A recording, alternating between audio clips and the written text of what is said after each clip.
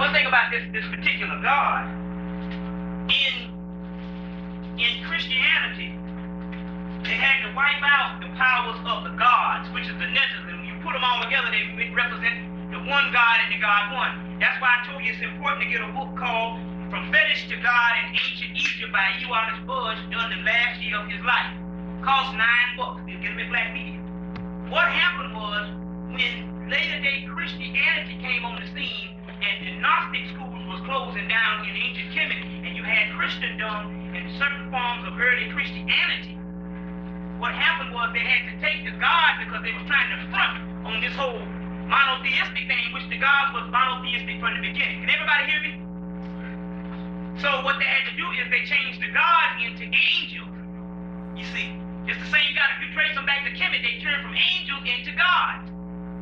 You see what I'm saying? So this was a way that they had to try to employ this so-called monotheistic religion, which their own the religion was always monotheistic from the get-go. You see, it's just that we do know with Islam, they say the 99 attributes of Allah. You understand? Well, it's the same in Kemet. And I have to stress this and all because when we're dealing with these things, a lot of people are still spooked out. Number one, so don't worry, you ain't going to hell because your hell is on earth right now. So, what happened was you had the actual, the gods turning into angels, those angelic forces. So what I'm talking about is an actual God, a particular God who is a melanin God, and his makeup is a melanin God. I didn't bring as many books as I did this time because I didn't need them, because the book that I constructed, which I have on sale today, some of them I have, I got about at least 25, 26 copies, but I'll have some more copies tomorrow. The book that I put together based on different, well, I edited the book really, and I put the book together based on different sciences that I had on this particular God that is on the scene. And when I put this book together, I got most of the notes and stuff in here that I'll be coming from. And I do have this book on, let's say we've been into the intellectual thing where we have gotten to the point where we started studying. We say about a good 60 years with John G. Jackson and the History Club in Harlem and that whole 9 yards, Arthur Schomburg and all of that stuff. You know, John G. Jackson was a person that dedicated his lecture, his book that you need to get if you hadn't already read it, Man, God, and Civilization, to Gerald Massey, which we now find out that Gerald Massey had a little bit of melanin because now we find out that Gerald Massey was hooked up into what is called the Council of Hierarchy, or they call it the Great White Brotherhood, which means the Christ White, or that Christ Crown Chakra, or it's called the Black Rite of Osiris. And also, I think you're going to need to close that door or something. Yeah, because that's called the Black Rite of Osiris. We understand this now because if you read his works, he straight up told you that everything was black. So now, as a matter of fact, they knew with us becoming smarter, becoming less niggerized, that what they would do is they would take all of the science and hide it in what is called the occult, but you wouldn't mess with it. Occult only means hidden. That which is hidden. So they would hide it in the occult, and they would hide it into stuff that they would call Satanism. Now, if you're just sitting in the room back there, standing in the room, you can come up and sit on the floor and do something if you want to, some of the people. Satanism. So this is the reason why you hear from this stuff, because they understood that black people would not touch it, and they understood that, and some of you brothers, if you want to give them sisters, you know how we got to do this. If you want to give them sisters them seats, you all get up and give them sisters the seats. You know what I'm saying? No, we gonna give the sisters the seats. And I asked the law, and that's been a good policy, both by the Nation of Islam and by the Afrocentric community for the last longest. So now we take care of our own. Remember, Malcolm X said that the black woman is the least protected in the whole universe. So we want to at least give the sisters the seat. At least do that. But what happened is, they know that you would not touch this material if it was hidden under certain things that you thought was Satanism. Number one, there's only one Satan, and that's a physical matter that is ruling you. Even though there's evil powers, but remember, those evil powers are used for the good. Power is power. Based on your nature, you can use it for good or you can use it for evil. This is why in Egyptian mythology, when you had Faulkner and these Egyptologists trying to explain it, they saw all these contradictions in the mythology because they didn't understand that the contradictions was just as much important. This is the African mind that you see in the abstract work and different things that makes the genius of God. So therefore, when we're talking about powers of the netters, we're talking about destructive powers as well as divine powers, or we would say subtle powers. You see, those destructive powers go hand in hand, and it is all the nature of the black woman and the goddess that is the one that can magnify what I'm talking about, especially embodied in the black woman, because she can be just as much destructive and with her criticism on you as well as she can be kind. She's the only person that can cuss you out, and then after she cuss you out, she go, want something to eat? Now, so we understand embodied in that, but that is the true nature of the goddess. The ultimate of the God form is not a male and female. It is feminine. You just happen to have a masculine half of the feminine. The masculine half is a part of the feminine. It's all one. So when we say the dual natures, we're talking about one nature, and that's the feminine. It just so happens she has a masculine part that you're saying is the male part. That's why if you go and study the triple goddess, most of the destruction goddess are gods are goddesses, especially in ancient Kemet, which is Sekhmet. That's why I want you to get the book From Fetish to God in Ancient Egypt, because there is a papyrus coming from the Chesterbated papyrus called The Destruction of Mankind, dealing with Sekhmet being the ultimate destroyer. And it is talking about mankind meaning a kind of man, and it's also talking about things on what we are dealing with right now, how you're going to get out of this mess. Okay, so I can go on and on. So some of these, it's called From Fetish to God in Ancient Egypt by Aiwass, 1935, during the last year of his death. So now, we want to pull some libations, and I want to do an invocation to Aiwass, and I'll get into this particular stuff to show you what's going on. When the white boy uses chaos, Satanism, the devil, he is talking about melanin. Remember Richard King tells you that they cannot go up to a certain level? Only 15% of them can, because 15% of them have melanin, right? So we understand because them not being able to go up to a certain level, once they go to these levels, they start hearing voices that they can't penetrate, and they say, ooh, that's the devil. So when they're referring to these things of satanic or demonology, they're talking about demonology from them, because it is our destructive force that's going to take him out. And the white man's God is your devil, and the white man's devil is your God. That's why we know now that 98% of the reason why your churches don't work now, all of them, is because those churches are built on Satanistic types of structures. And this is why you haven't been able to progress. Even though your own spirituality got you this far, which saves you from going crazy out of slavery, but now it's not enough because the white boy is turned on more Jews. Now, when I went to New York about 2 weeks, I went to New York on the 1st of March. I went to Brooklyn. And what usually when I pour the libations, the spirit hits, and I just ramble on, and what might seem like 4 hours, it might be 4 hours, might seem like 2. But when I was there, I was in this place called the House of the Lord. And the spirit did not hit me. So I had to take all of my energy to deliver a good message, even though I delivered a great message on the same level as the other ones, but I had to use all of my powers to do it, and I was trained. Whereas before, the spirit just hits. Like right now, I'm in the spirit, you see. But what it was, and I couldn't figure it out, number one, it was Brooklyn and all them buildings. That's why they got to get out of New York. Number two, if it was in Manhattan, it's a little different. Manhattan has pyramids on the buildings, just like they do in Atlanta, and they use the energy, and you can use that energy for your benefit. But like I said before, they're using that energy also for psychic warfare against Florence Jackson, and they said they're going to try to do the same thing to black media. But I was in Brooklyn, and the next thing I was in the House of the Lord. Even though they had black Jesuses all over the church, we still got that Uncle Tom element that's in there, that destructive element. So it did not work.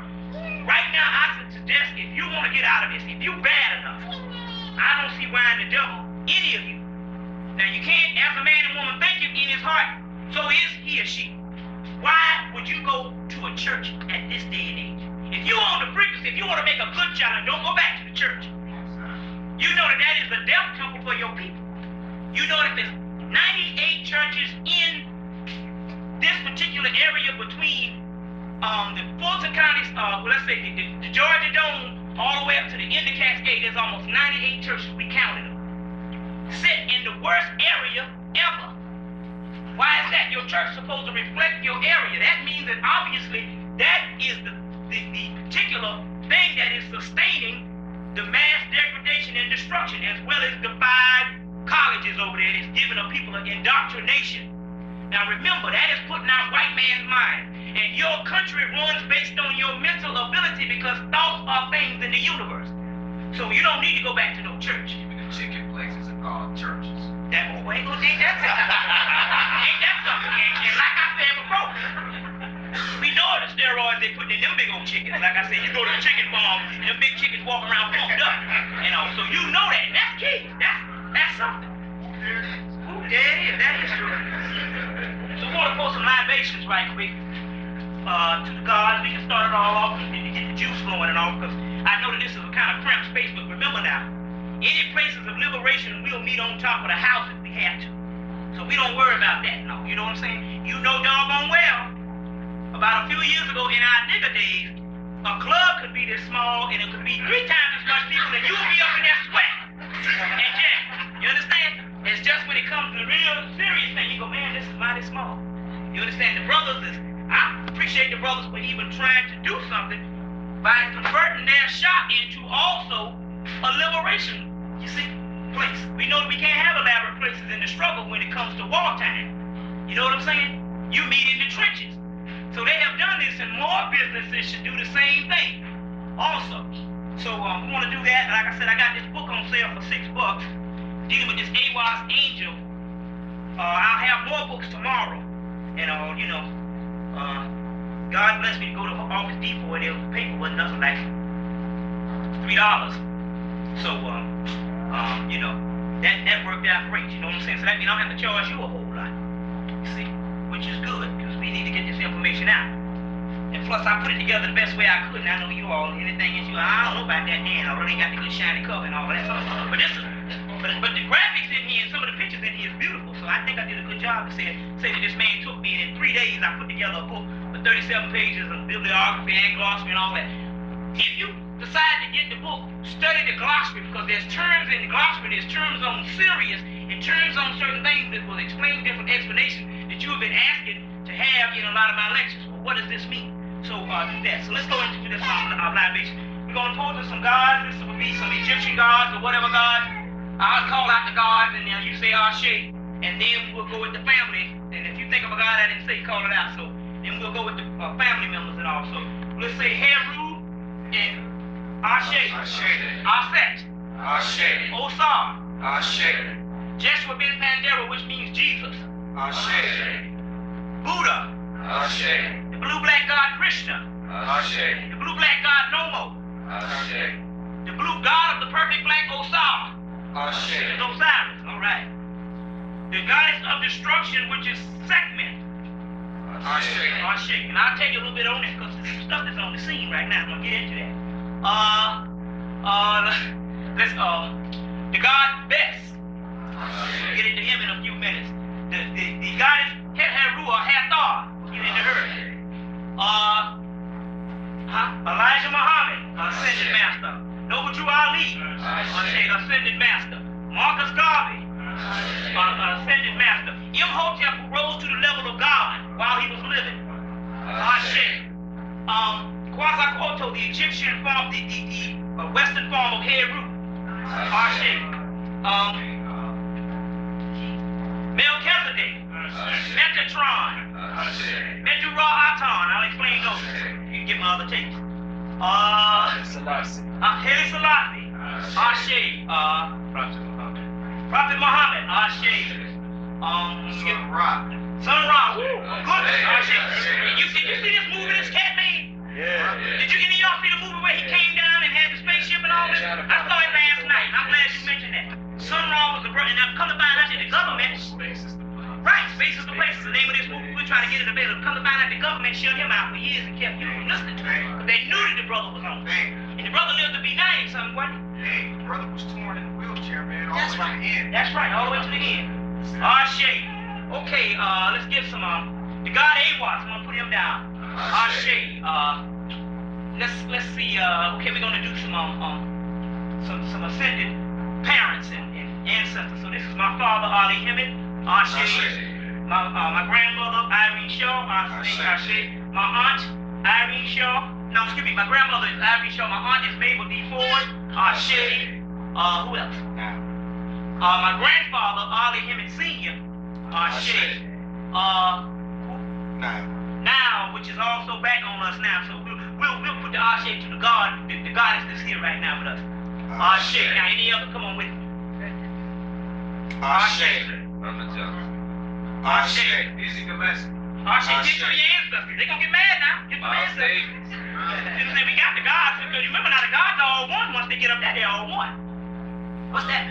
Miles Davis. Ashe. Mary Bowers. Ashe. Ashe. Oh, Batala. Oh, I gotta say that. Ashe. Bob Marley. Ashe. Ashe. Ashe. Give me two more. Norman Dawson. Ashe. Malcolm X. Ashe. Boom. We're gonna bust it in the head like that now. All right. So now we got the power, so we don't have to worry about nothing at all. The power is among us now. I can give me some water and Ashe myself when it comes to drinking. Now, one thing about it, sometimes when you see me on the tape, it seems like they say, well, look, now I get tons of books and I read often, which have taken me from the intellectual process because now it's a spiritual battle. But when I'm on the tapes and stuff, sometimes it seems like I can't read because I'm going so fast. What is actually happening is the spirit catch me and I'm going, and my mind and everything is going faster than what's the words on the page. You understand? But I got a lot of reading to do today because I want to do this real technical because we talk about this particular spiritual being before I get into the point on who he is and what he is as far as we are. So let's get this thing going. Number one, I want to give the invocation to Aiwass first. I want to give the invocation to Aiwass, and I'll explain what this God is. This invocation to Aiwass. Aiwass, confirm thy thoughts with thee. Thy will inspire with my secret sperm and subtle free creating fire. Mold thou my very flesh in thine. Renew my birth in childhood. Marry as divine. Enrich earth. Dissolve my rapture in thy own. My sacred slaughter, whereby to capture and attune my soul of water. Fill thou my mind with gleaming, not intense and rare. To one refined, uplifted, not the word of air. The most bridal bound, quintessential form, freeing self from self, freeing self to be found oneself in blend in spirit being. That's the invocation of Aiwass, which is also printed in the particular book also too. So you want to get that. If you want to get this and all, you got that and all, you can invocate him for some things that you got to do. Last night the battery stopped in one of our cars, the cars riding in, and we looked up to this ship that was above, and we invoked it, and the battery started back up. The brother said he wanted to tell you about that also too. So now we're gonna go a little while, then we're gonna have a little break, then we can go. Now listen, my stuff is long, but remember, this is knowledge, and we're at the final day. So you don't need to be walking out on instructions on what to do and what this God stuff is all about. So you all need to stay, because remember now, if Michael Jackson was on the stage, you will call for an encore, and not on that, when he don't give it to you, you tear up the place. Remember that? So now you all need to try to stick around to try to get this juice. Number one, I got a good thing I want to tell you to let you know how the spirit is working. I'm from a small town in South Carolina named Mullins. There's a man there by the name of Taft Watson. He was a coach. He was a coach at a school by the name of Rain City. There it is, really in the woods. Mullins is a little town, with all the stuff and all that old stuff. So he was this coach. Number one, he was in Sports Illustrated as one of the winningest coaches in the history of high school basketball. Now, this is a real spiritual story, because I want to give you some things on what happened with this cat. Now, he won, I think his girls won 5 times, and the boys won so much they couldn't even count. Okay. I think he was teaching he's been coaching since 1945. Okay. I think he retired about 2 or 3 years ago, about a few years ago.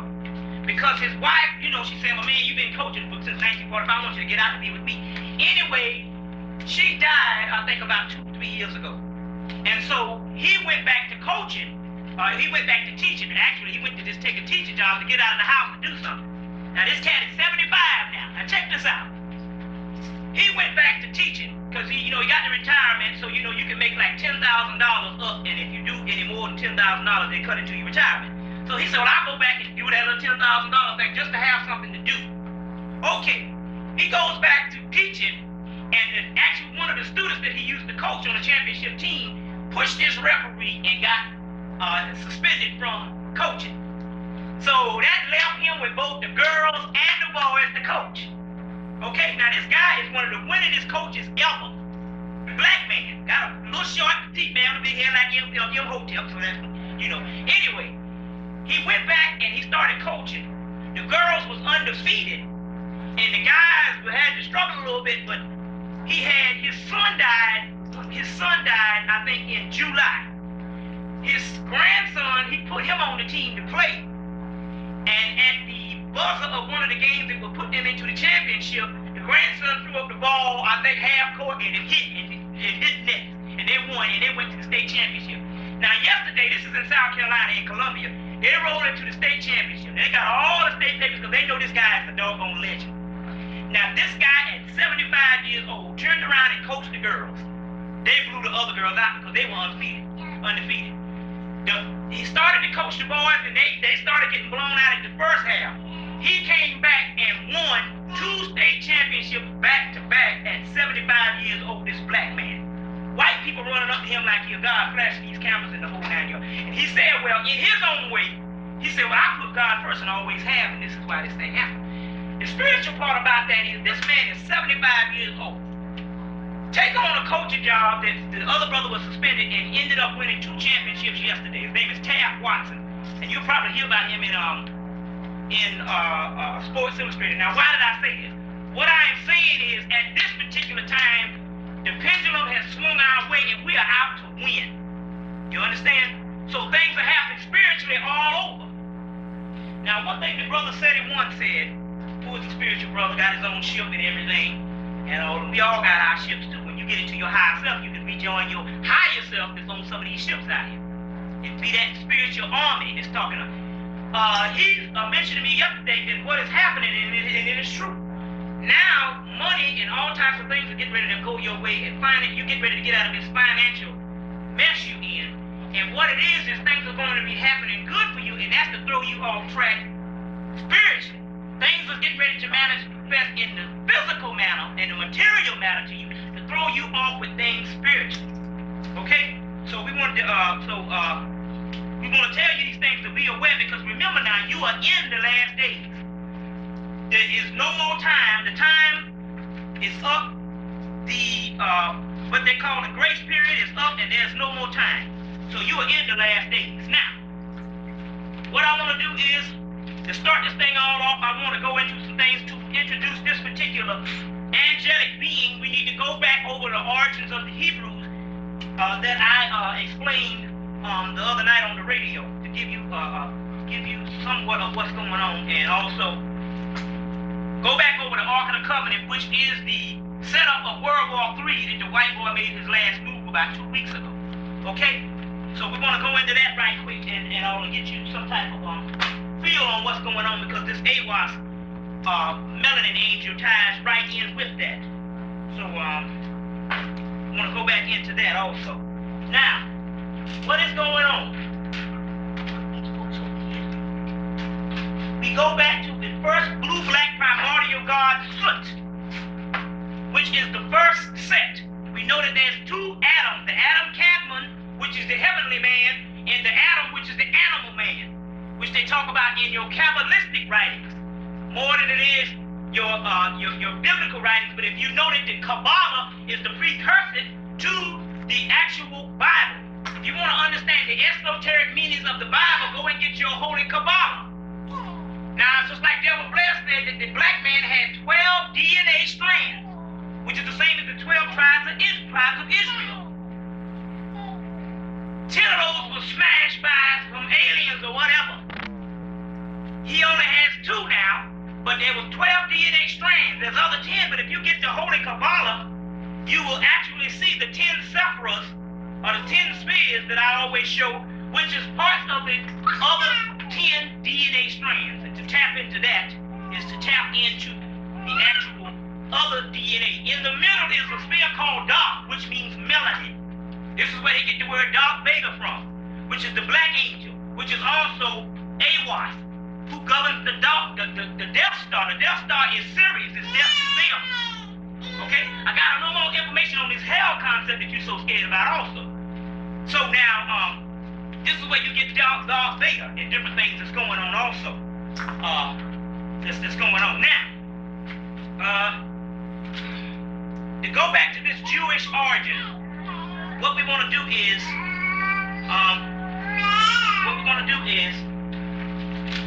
this first blue-black god soot that I always talk about, which is the first set, which is in the Temple of Dendera, which is 90,000 years old. It's in the Temple of Dendera. That particular primordial god of all time is not only a god that was dead, but it's a god that's supposed to re-rise. Now, stay close to this story. Anyway, what happened in Kemet is based on your Hyksos kings. Now we have evidence and we have science on the Hyksos.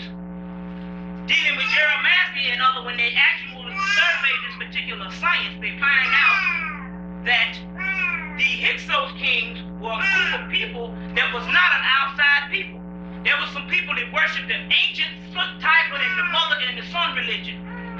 Then you had the Amens that rose up, and they started, and they had a battle going on between which religion was going to be established. And they ended up getting pushed aside, and the cult of Amen rose up. Now, these particular two different religions are the same religions, number one. It's just a different mythological explaining. Where one is based on the father, and one is based on the mother. What happened in the Hyksos period is in the period of that, 150 years, the Typhon, the ancient Typhon or Typhon religion rose up again. We talk about the good set. The bad set is not a god. That is a mutant. That if you go to the Amen's religion, they explain this mutant, which is this white boy, in the Heretic Prize of the British Museum. So you got two set Typhon. You got one called the god of the perfect black, or the blue-black god Sut, where you get your word smut comes from, or Sut comes from.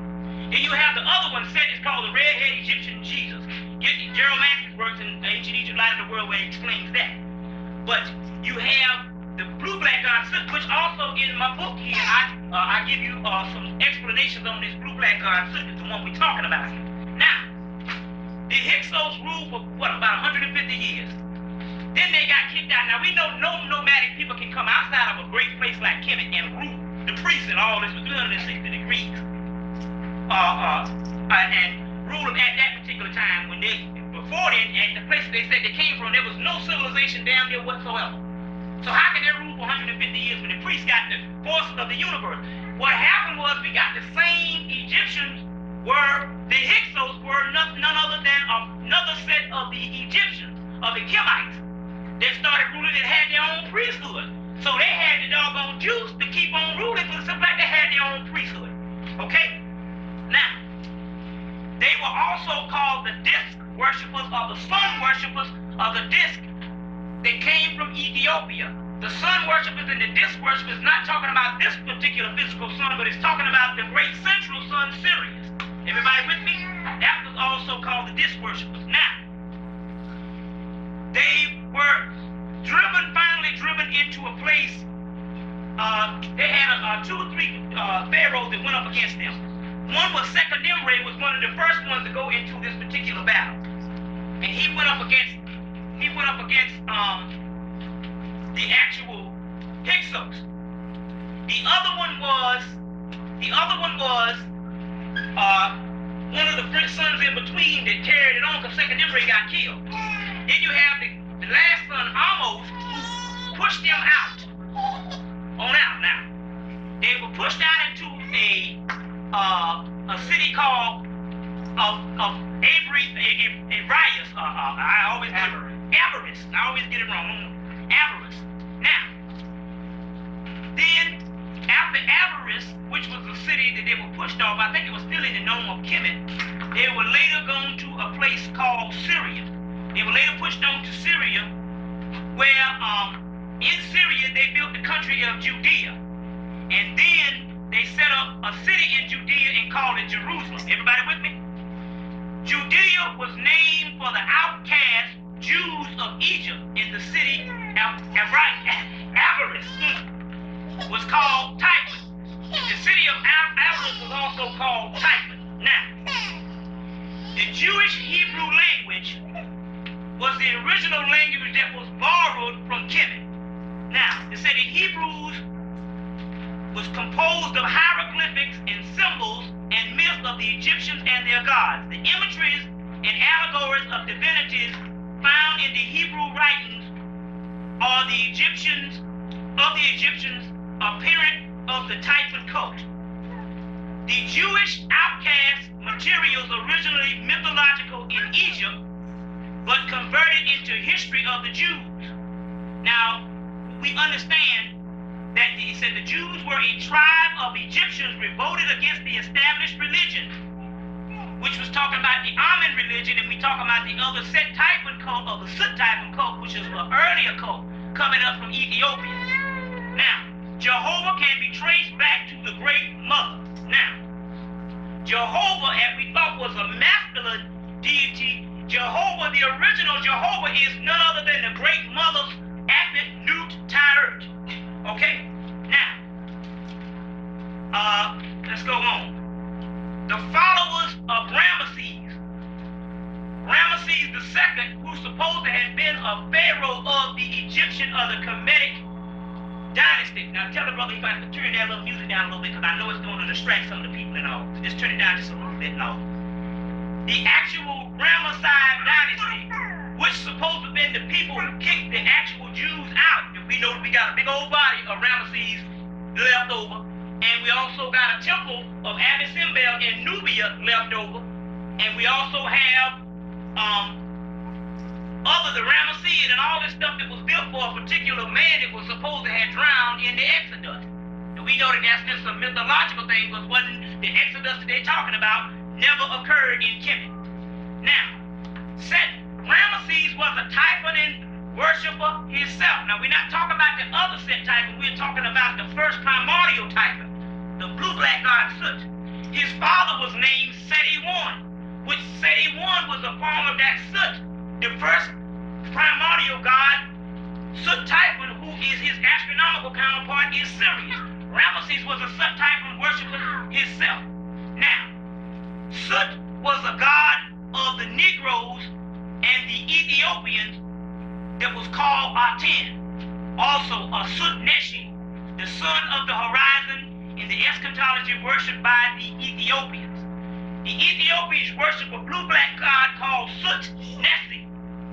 Later on became Aten, or Medu-Ra-Aten. Now this is going to later on pop back up in Kemet later on with Akhenaten. Now you got to keep these things, because we're trying to fuse these two together to let you know that it's all the same. But later on, Akhenaten rises up. Now when Akhenaten rises up, is a time when there's a little bit of chaos going on in ancient Kemet, where the people started partying all night. Get Donald Redwood's book, Akhenaten, the Heretic King, where they go into the actual, where the people started partying all night. When Akhenaten rises up, he said he was going to put an end to that socially. So what he did was, his mother was Queen T, who was an Ethiopian. Now what happened was, she worshipped the god Aten that was in Ethiopia. Later on, Aten is a symbol also of the Sphinx, which is the crown and conquering lion of Judah. See how these things tie in? Which is the actual primordial segment, is the first crown and conquering lion of Judah. But also the Sphinx represents Aten on the horizon, on both horizons. His mother worshipped Aten in Ethiopia. So when he got in, he set up Aten. The priest took him out, not because of the particular god, because the god was old in Kemet.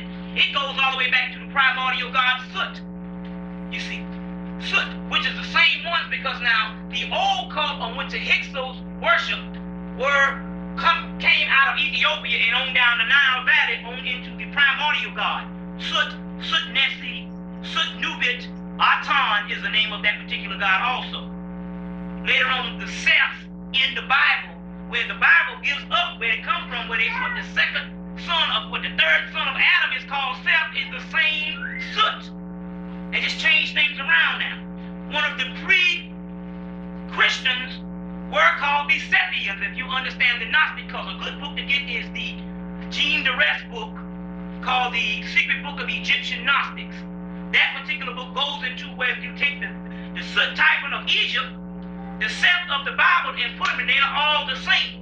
Even Jesus was a soot worshiper. But we're talking about the primordial set other than the other set. The other set was never worshipped. It's just an explanation of the white man up against the God of the perfect black, Osiris. Everybody got that clear?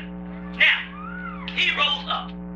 He got taken out because of his political role other than the religious role. Even though he tried to establish what he called a monotheistic religion, but he didn't understand that the actual Amen religion was a monotheistic religion from the get-go. You see, Amen is also a form of the saints also, so we're talking about some of the same religious ideologies. It's about like a fight in the Christian church now. You got different sects that's talking about the same religion. Now, he got taken out. Moses rises up, and you can get the book Moses and Monotheism by Sigmund Freud. You remember that one? Moses rises up. I don't know what they say in the estimate, and also get Charles Finch's book, Echoes of the Old Dark Land. Moses rises up, and he is a student of Akhenaten. If he wasn't a student as far as right up under, he was a student of the teachers of Akhenaten also, okay? Now, Moses rises up. What happens is this. You have a group of other people that are later on worshiping the Soot Typhon religion. Moses being a student of Akhenaten, what happens is, when this particular people, these Hebrew people get thrown out or get into this big fight with the Ramesside king supposedly. And also you can get a book, if you want to get the true story of this, in an article called Against Apion it's in the works of Josephus. And in one of the works, get the complete book of Josephus, where he actually talks about Against Apion, where they talk about this second fight going on. Now you have the first relatives is the Hyksos. They get thrown out. Okay? Everybody got me? You got another people rising up right after Akhenaten. They're worshiping the same Soot Typhon religion. They are cousins of the original Hyksos, but all of them are Egyptian. Remember now, they couldn't sustain a religion because all religion came from one place. But we're talking about they were Egyptians as far as the race. We're talking about a race of black people breaking off. So now, this is the time of Akhenaten. Akhenaten comes on the scene. He gets taken out. Moses rises up, and he is a high priest. Remember that when we get into this Ark of the Covenant, we understand how he actually fashioned the Ark of the Covenant. Now, he's a high priest. So now he rises up. What happens is the Hebrews at this time get kicked out again for worshiping Set and they get kicked out into the city of Aiwass, where their cousins a couple of 100 years ago went to that same city. This city was left over for those Soot Typhon worshipers. So now what happens is Moses was a high priest and understood that these people by prophecy would later on rule the world. Now, at a certain time, if you notice, they say that the Egyptians, you're coming out of Egypt riding an ass. The Hebrews came out of Egypt riding an ass. Real symbolic. One of the actual Hebrew gods was called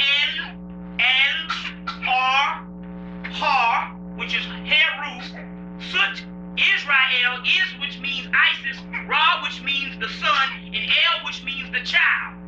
Adani is one of those particular gods also, and also one of the names of Adani is Aiwass.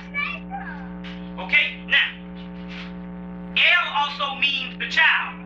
There was a book that was presented by this particular blue-black god called Aiwass later on in the 20th century.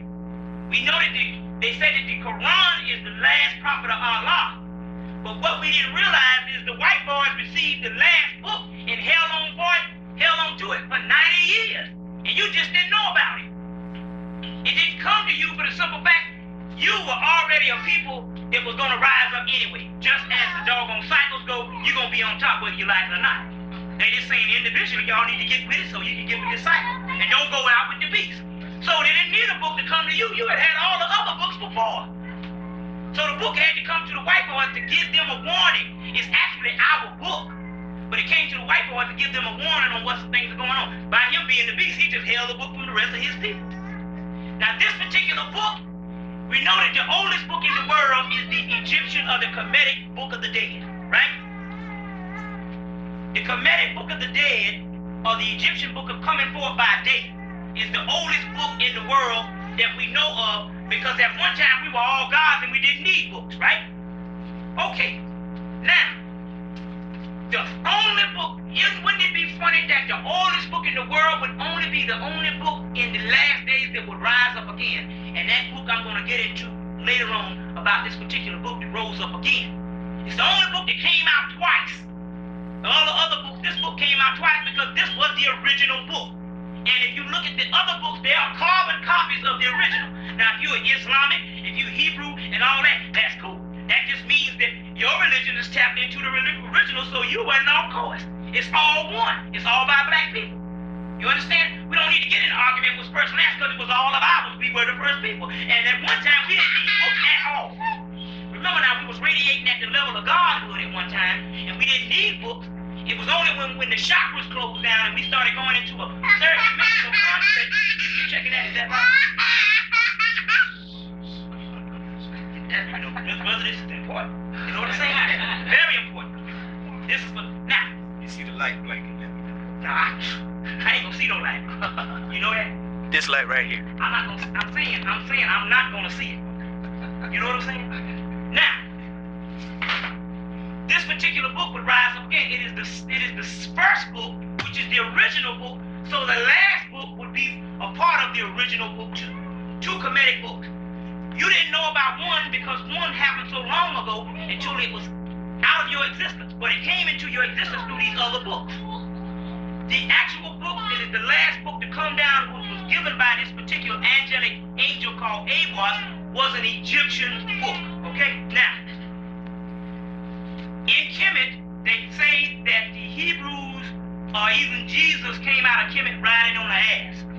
Now the ass was a type of soot. The first god, his symbol was an ass, was the first god of the dog star. Similarly, the word Iu, the coming one, they're talking about a Messiah, is a name for ass. These types belong to the cult of Set Typhon during the Sabine period, which preceded the introduction of the solar time reckoning kept by Moses. Set Typhon was called the ass and its fowl, which is talking about scientific evidence, and it's talking about this particular ass, and we'll get into that in another detailed study. I don't want to go into that all day. Now, what happened was this.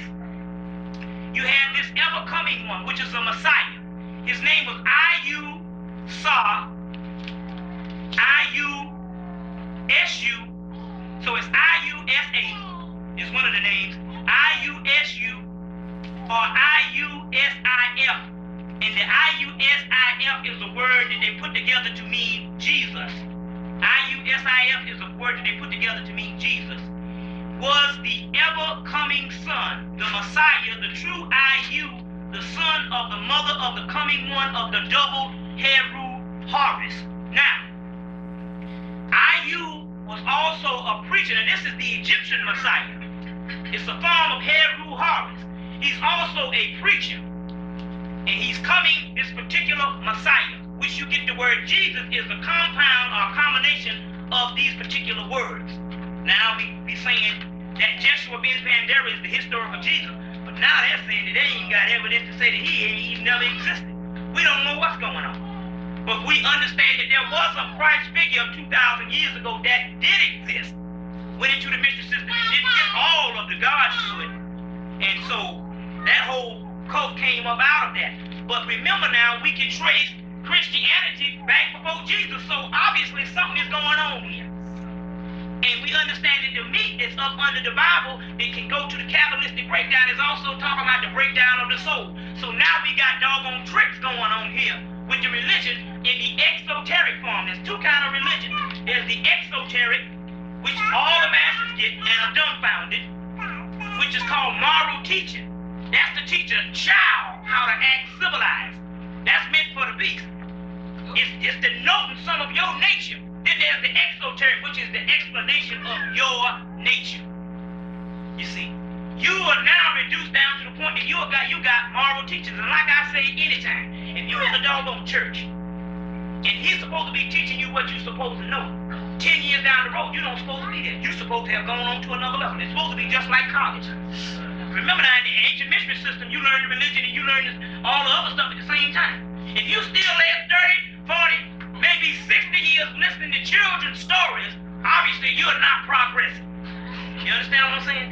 You're not progressing if you're still in the kindergarten. And basically what we have with the actual religion is we have kindergarten stuff or Sunday school, and you never really graduate out of Sunday school.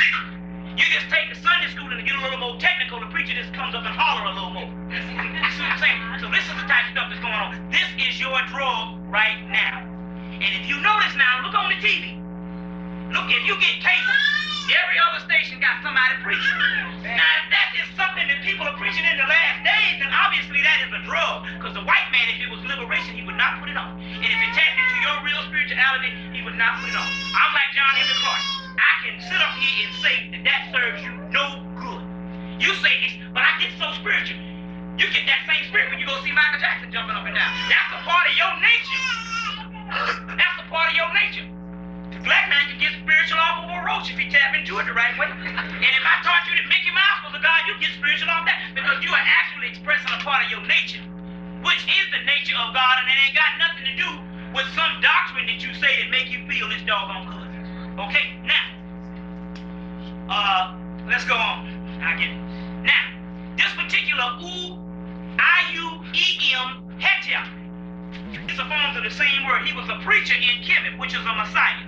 The Hebrew preacher is identified with Jesus, who is a form of the same one. Now, I want to show you something right here to let you know some things that we can, because when we get into this Ark of the Covenant, we can understand what is going on right now. But like I said on the radio show, they got to pay a doggone price also for messing up, okay?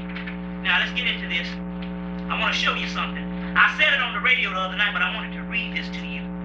Find out, and I can zero out. These are out-of-print books that you know. All the good stuff is out of print. Ain't that funny? But I'm going to read it to you, and then I'll leave a couple of copies up at Black Media. The actual Hebrews were northern Ethiopians. The Jews are said to be a racial remnant from a golden age. The golden age in mythology, that was Sut-Nub. Sut-Nub is another form of Sut-Nesi, Sut, which is talking about the first primordial god, and it's called the god of the Negroes. It's called the black one. Or Set-Typhon in period. The Jews come from a northern part of Ethiopia, crossing the desert, and seem to have been the builders of the pyramids, which have perhaps evidence of Egyptian origins. On the plains of Africa were the remnants of the pyramids discovered, while the wild tribes who regarded them as holy foundations, which will be laid to bear. Now, they're saying that the actual Ethiopians and this first Sut-Typhon religion were the actual builders of the pyramids. If you get work studying Imhotep, you will find out that he was a follower of this first blue-black god too. What I'm doing is this.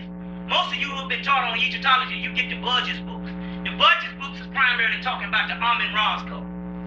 You have a Sut-Typhon code, which you get the Massey's work explain this. It is an older one that reaches all the way back to Ethiopia and on back into Atlantis. So it is the one that is rising up. But the Amun code is nothing but the same names of the same deities changed. Just like the Jews changed all the stuff in Egypt. You see. Ptah is none other than Sut.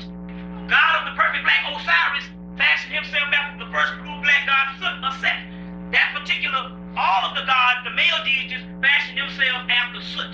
And all of the female fashioned themselves after his mother. Now, like I said before, God had a mother. It's just that we're down so low, we think that God is the ultimate. God is only a grain of sand on a lonely beach compared to the great mother, which is the ultimate concept of universe, where there are parallel universes. Okay? Parallel universes. So now, the northern Ethiopians were first Hebrews, and we understand that lineage, once they became established as Hebrews other than Kemites, it went back into Ethiopia and they remain there today.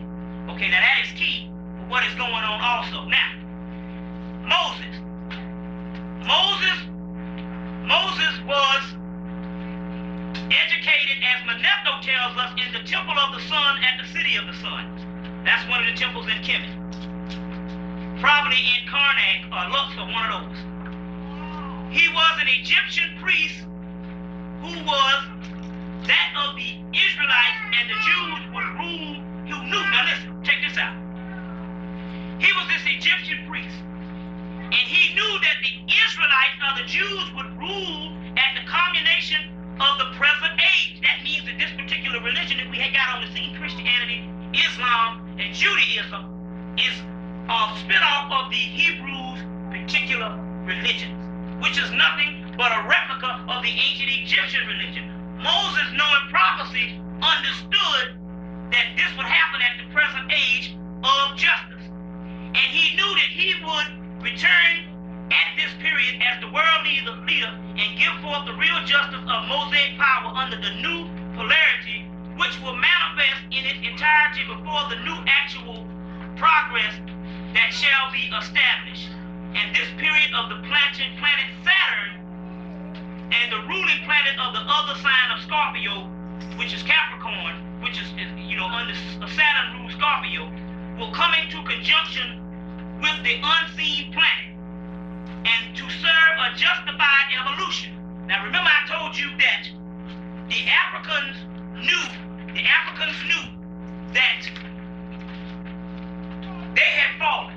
They knew that based on their fall had something to do with Saturn, and they understood that Africa could not change their condition, not unless Saturn was repolarized in Africa by Africans. That unseen planet that it needs to be repolarized is Jupiter, which is also called Iupito, which is none other than the actual Christ also, which is a form of that. Which we understand that the repolarization of Saturn and Jupiter in Africa is called the Sigi ceremony, done every 60 years by the Dogon tribe. That is about to take place soon. Moses understood the prophecy because all of them could foresee the prophecy. They could foresee into the future. Moses understood this, so when this particular group of people got kicked out of Kemet, he established himself as the high priest. And you can get the actual documents of Josephus, which are ancient documents that explain that. He's upset and he's trying to do a hostile letter against Apion, because Apion the scribe wrote about it. And also Manetho in his works, when he's given to Greek to explain the history of Egypt in a work called Sophis, which is Sirius, he explains the same thing about Apion the scribe, that's explaining what really happened to the particular Jews. Moses understood that they would later on rule, because that religion is the one that spread it all over the world at this particular time. And Islam is a part of that religion. That's why your deities in Islam is the same as in the Bible. If there's some religion that's remotely different. But if you take those deities and some of these figures that they turn into literal history, if you trace it back into mystery, it will go into the gods of Kemet. So some of the actual figures that they made into regular men in the actual Bible and angels in the actual Bibles, if you trace those back, they go into gods, into Kemet. Okay? All right, let's go on. Adani, which is this god Aiwass, also this word Jah, which is the word also El, means Adani, Jah, the Hebrew El, the Lord, has a biblical connection. The Lord of Israel is spoken to be dwelling between the ark that was amidst them was the ark, that point of the covenant between the heavens and earth in the constellation of the thigh, was known as the ship of the north of the Holy of Holies in the entry. Now, you got two kind of arks that's going on. You got the Ark of the Covenant, a physical ark, and then you got another ark that they call the flying ark, which is talking about spaceships. This god Adani, or this particular god El, which means child, if you El to Har, to Heru is actually talking about the Kemetic God, and the real true Messiah, Heru, that will rise, which which is talking about rising and coming on ships, motherships, or arcs, or spaceships that they're talking about. Spaceships. And I'll turn over my notes to Black Media. You can get these notes and study these notes also too. We'll do that. Now, what is going on is you got two kind of arcs. You got the flying arcs and you have the Ark of the Covenant. Okay? Now, some of those same gods is Sut Neshi, Sut Har, Atan, the blue-black Sut, the Kaaba, Allah, which is all the same. That first primordial sun, you got the El, which means God, which means the child. Then you have the Lot, which you got a silent T, which means La, which is talking about the primordial great mother, which is the triple blackness of space. And you got a conjunction of the same two words to say Allah, which they say, well, this is one of the best words to describe it all, because they understood that heaven is only a veil before the great mother. And by it being only a veil, that particular God has a mother. So when you say Allah, you're talking about mother and son. If you trace that back to Kemet, it'd be Sut, and it would be the mother Apis, or the hippopotamus goddess, or Tyre, or Nut, the triple blackness of space. Okay? I want to read that again. I got to put that in there, but that's a beautiful thing. I want to read this for you, and I have this, it's talking about, this particular, it's also an Arabic term of that triple blackness in space. It's called Leola, or Layla. And it says, behold, I have lived many years, and I have traveled in every country under the dominion of the sun. I have sailed from sea to sea, from pole to pole. And I lift up my voice and testify that all is vanity on earth, except the love of a good woman, a good black woman. And that good woman is called Leola, or Layla, L-A-Y-L-A-H, which is a form of that La. If you L-A-H is at the bottom, is the form of that La, and they say Allah. It's an Arabic term called Leola, talking about the triple blackness of space, which I had already explained to you that the white man had already concluded that that triple blackness of space is something in a book called Through a Universe Darkly by Marcia Bertowski. The cosmic tale of ancient ethers and the dark matter that will determine the fate of the universe. That dark matter is also in you, called melanin. The actual part, we say the magnification of that would be the triple blackness of space. So he said all is vain on earth except the love of a good woman, a good black woman. Leola, I testified that in heaven is all in vanity. As I sojourn off to every part of the heaven, he's saying that all that in heaven, all of the stars, is vanity, meaning second. He said he's gone all over the heaven except the love of Our Lady Babylon. Babylon is another word for this Leola. See, some of these terms that you think is talking about, the beast in esoteric terms is talking about science.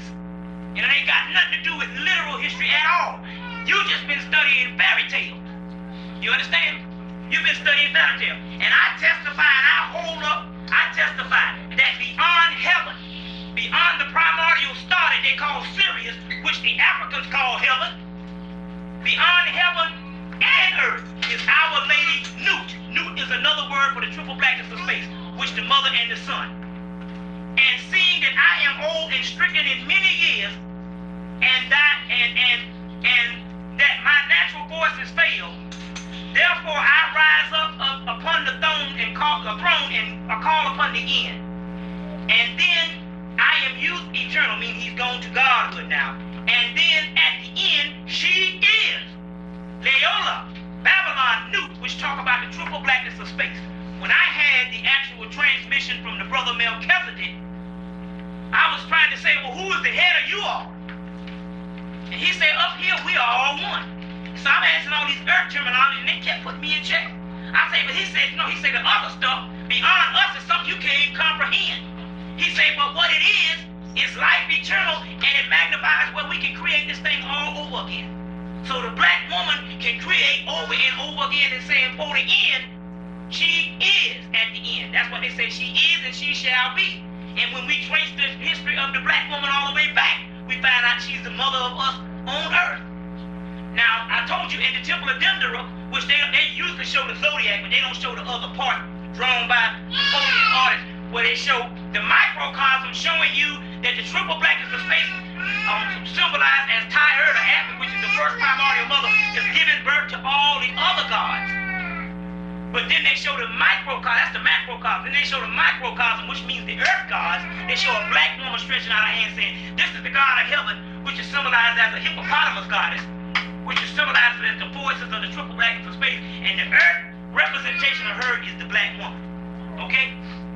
Want to get that right too, dealing with this particular. The Kaaba is also called the Black Adam, which is the first triple blue black god, and I'm gonna get into some science on the Kaaba when I get into this real technical stuff about Aiwass, okay? Now, Aiwass, Kaaba, and the sun, and the number 12, we're gonna get into some science on that. Number one, let's get into some stuff on the Ark of the Covenant, but before I do that, I wanna get into some other things that's going on. The white man is controlling us by our biological setup. Everything that he is doing is based on a war against the biological breakdown of the black man and black woman. Through diet, through everything. Through the water, the air, and everything that we actually do. Now we understand, and I'm supposed to have gotten this book by now. It's a book talking about Ramesses' mummy, where they went and took that mummy, and the Ramesses mummy tapped into the actual skin, which is melanin, and have memory. It has a memory. The melanin serves as memory, and they can get Ramesses. They got Ramesses' history. I don't know the white boy did it, but you know he's advancing now too. They said in the last days the heavens will open up to the beast to try to give him a chance. Okay, and so he tapped into this particular melanin, and they actually got his memory bank of his entire life based on what is in the skin, which is the melanin. Also, because he understood history prior to his life, they even got that history. So this is some science on how important the melanin is. It is the primordial substance of the universe. Okay? Now, I read some stuff, and I always quote this, and it's talking about in the temple of Seti I. It says, there are three groups of men, three groups of races, as we had gathered the signification of their names. The Tamahu is a light-complected people. In Egyptian, Tama means people and created. Talking about the created man. Hu means white, light, and ivory. The Tamahus are the created white people. The Na, which means black ink, talking about that Nasi or that Neshi. The Nan, which means black bird. The Shu, which means a person of birth. The Nashu or the Nasi are black born, are the Egyptians in a phase from the black egg. They're talking about melanin. They're talking about that first man. Ham, the rudder, the petal, the fish. Hemi, to Sia. Himu, this indicates the sailors of the seafarers of the people of the isles of the Gentiles. Remember now, they're talking about, and it says might be regarded to an Egyptian of the isles also. He's saying that Himu, or that Semitic type, because there's three basic races of men. There's the Tamahu, which is the white man, the Nesi, which is the blue-black African, from either Ethiopia to West Africa, and the Ruti, which is the Egyptians, which is a root race, and the Nesi, and those are both ancient. Okay, so that Himu they talk about is not talking about the Semitic that we know of now. That Himu is talking about a Semitic, about like I would be a Semitic in that particular time, which would be a black person. It's not talking about the Semitic of the white Semitic now. That it's all them over there is the white Arab and the white what you call it and all this, a bunch of mixed up stuff. Them ain't nothing but the beast. You know that, and their actions prove it. So we don't even get in a fight with the Palestinians half them, because that ain't their land. The blue black man down there is crushed down there. And I don't give a doggone about no Islam or none of that. Ain't none of them your brothers in the faith, because they have killed your people by the masses. That ain't no different than the doggone Christian Ku Klux Klansman. Hell, but he still killed your people. So the doggone because you in Islam don't make them no brother in the faith. You know what I'm saying? It don't make them no brother in the faith and all, because they still got one thing clear of. They want to rule over you, the original people, and they know who you are. Now, it says that the Nesi, which is the blue-black, and the Ruti, now the Ruti was a people who dwelt as the first that laid fast the earth. These are the Egyptians themselves, or the Kemites, which is nothing but a form of Africans. I don't know why they try to separate it. The The claim that the root race of men, the root men knowing no other point of departure, being the ancient, have forgotten the complexion of the time of black. They're saying that they are the primordial black people. Okay, this is the key. It says that the Ruti and the Nessie created the Tamahu. Now that's off of the temple walls of City 1. Okay? It goes on to say that the Egyptians regarded the black race as the first of created men, which means that they might have been, because they got a hue in ancient Kemet from dark to a dark brown with a little more, the hair gets a little wavy or whatever, but they also have them all the way down to the nappy head and all of that. But remember now what Diop said, that when they took the skin off of the mummy, it was blacker than him, and Diop was a blue black man. Okay, now, the people of Ra are born of the great one who is in the heavens. The root are born in his eye. Remember now this great one, they're talking about he has an eye. That eye is the eye of Sut, which was the first eye of Sut. Then it was the eye of Ra, and it's also the eye of Heru, which is talking about melanin. Get Richard King's book, which break down the eye of Heru. Okay? That eye and their persons are superior men. They're saying that the ones who are born out of that eye, which is melanin, is superior men and women. Okay? They also created the Amu and the Tamahu. Further, he has confirmed himself with the multitude from him in the shape of the Negroes, and it says, Horus created them. Heru created them. The eye of Heru created the actual black people and defends their souls. Now this is the key. And it says, they may follow in mythology, Har, which is Heru, is older than Ra. Horus is older than Ra. Ra comes in a later thing, but we can trace Horus all the way back till he goes off the planet, because he's also in the temple of Dendera as Horus the Elder, and also as Horus the Younger in a Rhodes planet called Har Market.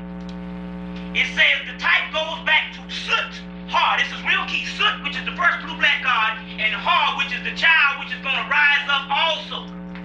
So Heru, which is the first Messiah, and this is the key to this. Sut-Har, Sutnu, was the Negro god created the Nessie. Now what it's saying is this. We know that we can trace Heru back as the mythical Christ, which is the primordial Christ that all the other Christ figures came in the divine as an imitator of, or as another name change. But it's saying that that particular one, his first name is also Sut-Har. See, Sut-Typhon or Sut, after that particular cult got so old, they lost the track of time. And by them losing the track of time, and everything is based on the track of time, they had to set up another one to explain the time, and this is where your Amen thing comes from. But Sut means black. The Heru or the Messiah that they're talking about, this is being witness that the Messiah is black. You already knew that, because the actual Jesus was black. So now, was also black too. Now, they're saying that Jesus or Heru in the sign of Aquarius will rise up, or this Har, or this Heru, or this black Messiah will rise up again during the end period of the 26,000 year period called the year 2000, which we know that if we look at the white man stuff, we know that this thing is almost 10 years behind time, so we are right in the middle of the 2000, and that Messiah is back on the planet. Now, two things is going on with this Messiah. Number one, we even find out too, and I want to show you this too, that we know that something had gone on wrong with that first invasion that we thought was an outside invasion with the Hyksos, which is actually the actual priesthood changing over and they're having a war, because we now see that the first invasion, there's something that went on that's very funny, and it goes like this. The mother of the sun worshipped by the modern Christians can go back to the Typhon in Egypt of the mother and the son, talking about Sut and her mother Apis. The virgin mother of and the child of the heavenly conception goes back before the Semite. They were worshipped by the Hyksos. And the Hyksos, the shepherd kings, the primordial Egypt, were the rulers of the 13, were the were the rulers of the 13,000 years before the first shepherd kings, the first kings of Medes. Now they're saying that this Hyksos king, the ones that ruled was nothing but the old cult of Typhon that ruled before Medes, the first dynastic period. And this is one key. But to let you know that this stuff was all a fight that's going on, because this is funny. The Hyksos are the word S-U-S-E-N-Har, H-A-R, the Hyksos were the followers of the great Kemetic gods, of the Egyptian gods, Horus. Mythologically, the Israelites are connected. So they are saying that this particular God that all supposed to be coming back from the actual Israelites, which were the fathers of the Israelites, was the Hyksos, was all followers of this particular God, Heru. So that means that outrules Jesus. Okay, they're saying also too that the ladies need seats. Y'all brothers got to unanswer. Also saying, okay, they're saying also, if you got a kid, they're saying you need to move to the rear or whatever type of thing or whatever. I'm saying, well, the problem is they're saying that they got complaints that when they get the videos, they hear kids hollering in the whole 9 yards and they can't study this stuff. Well, now, we understand the whole concept of family, but we also understand in the last days that people got to understand this particular stuff. I put this stuff out because this stuff is not really to get you to understand all of it at one time, but to make a good video so you can rewind it and study it over and over, which I found out that people been doing with mine since the first video, is to rewind and study this stuff over and over, because I be going so doggone fast. Until even on the video, you got to rewind it again to understand what I'm saying. That is the spirit. A lot of people say, you so loud, but come to find out that that loud that they're talking about was the actual spirit. Remember, Devil Bless said, them brothers from Sirius, he said, one of them was real loud. So now that's the actual spirit. When I get into the actual science of what's going on, we can do that. Now, do y'all want to take a little break, or you want to go on, or what you want to do?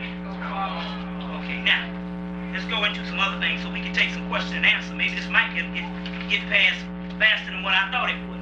But let's do this. Number one, I'm not reading on paper. These are little notes because I got it all up here and I got it all in the material. So I'm having to just look at these little trigger notes because I got so much to cover. Because like I said before, we are making what we would call a good video for study, because we are now in God school. You see, and also this is one of the Negro Anonymous meetings. If we go into right now, you know, so this is the type of stuff that's going on. We're now all in God school. Now, I said that. Now I want to get into one other thing. I want to get into this Ark of the Covenant, and then we can make a little break of whatever we want to do. Number one, the Kabbalah was the precursor of the pre-Bible. It is the exoteric Bible, and if you get into the Kabbalistic teachings, you'll understand it. Two good Kabbalists to get with. One is called MacGregor Mathers, called the Kabbalah Universalized. There's 2 more copies left in Black Media. I guess they can get some more.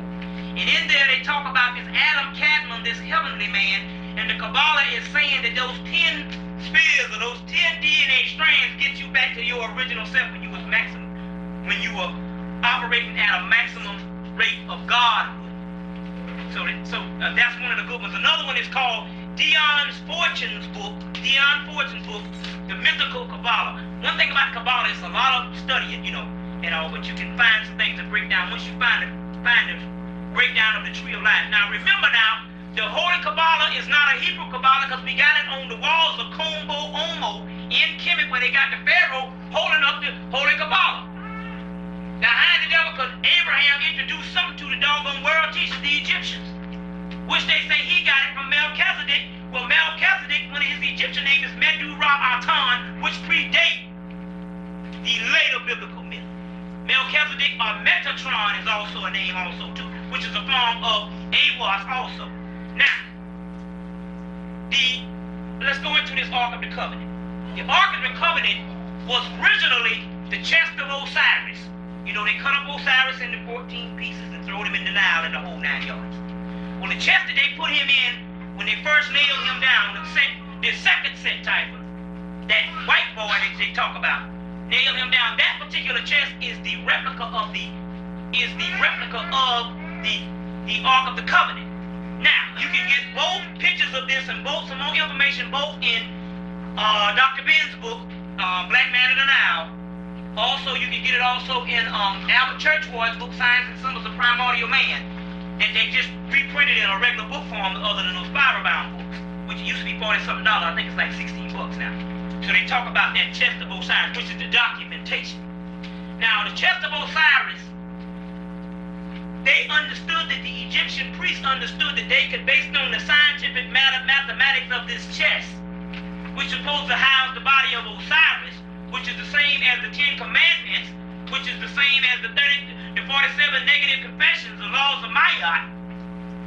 They understood that this chest, that they could construct this chest and it would have like a transmitter to God. That's why I go back and get the ark of the book, the movie Raiders of the Lost Ark, and study it, because a lot of things was accurate in the movie Hitler was looking for it at that time. Mussolini got it, remember?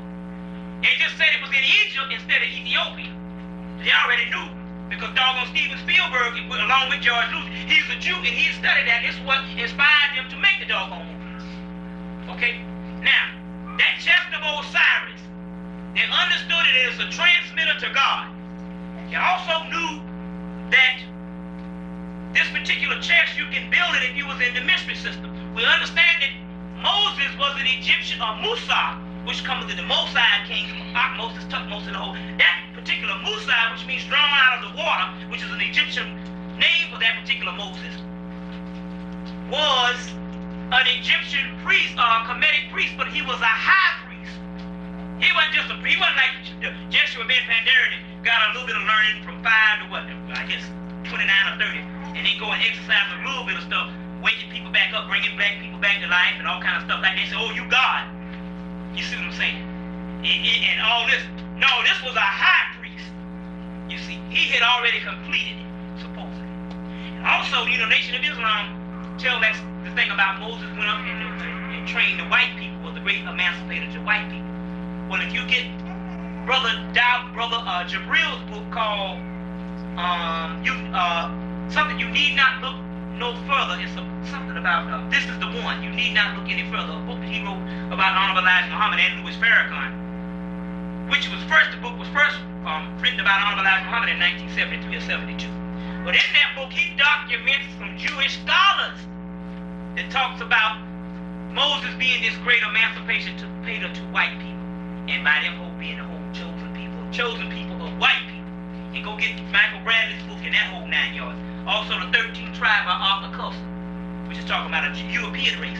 But in that particular book, and if the book is not on, if they don't have the book now, again, I'll document it and leave it up in black media, and you can get it where he documents the Jewish scholars saying that Moses came up into Europe and emancipated or freed some barbarians and gave them some laws also. Now this is what the Jewish scholars are saying also. Now, he was a high priest. So now when the particular Hebrews got kicked out into Aiwass, he went and started being their priest. If you also get Josephus thing. Once they got into the desert or whatever, in this Exodus, there's 3 or 4 or 5 Exoduses from Kemet. I think at least 3. Once he got into the desert, he showed them how to construct the priest of this chest of Osiris, because he was a high priest.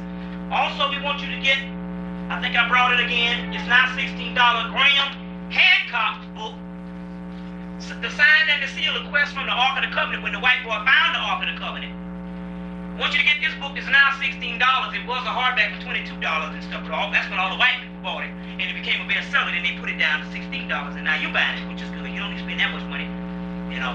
But the key is, this book documents the same thing, that he was a high priest, and those laws of constructing that chest even goes back past Osiris or whatever, on back into the laws of Atlantis, the laws of Atlantis and Lemuria. Which, if you get the Tahuti Thrice Great Hermit $50 book and the actual Version of the World book and the Divine Commandments, which the Version of the World is like, I think, $16, where they document that Tahuti said he came from a land from the flood. And this is pre-Kemet, so he was talking about the actual land of Atlantis, which the Noah's Ark is an actual story of Atlantis more than some other flood that happened to the people. They copied that from Kemet, and When you get the story of Noah's Ark, it's actually talking about the Atlantean flood. Now, in the book, he explains also that he constructed this chest, and he said now, for a battle. So now, if you got this chest, and it supposedly had housed the 10 Commandments that he had broke when he supposedly go get the Moses 10 Commandments film. I know you know. Y'all don't want to read them. Go get the 10 Commandments film and try to decipher lies and whatever. You know what I'm saying? Where he broke them, and the pillars of the actual dust of that is in this particular Ark of the Covenant. He said, now, as long as you have the Ark, suppose if you get the actual movie, Raiders of the Lost Ark, you can never be defeated. But whoever has it is the original Hebrews, okay? Now, I talked to a Rasta brother. What's Brother Rossi? Brother Ross Hiley. Ross Hiley. Now, Ross Hiley. Now, he told me about a book by a woman from Canada named Corbett. And it was talking about the Ark of the Covenant, and also it was dealing with the Rastafarians also, or the lost tribe of Israel.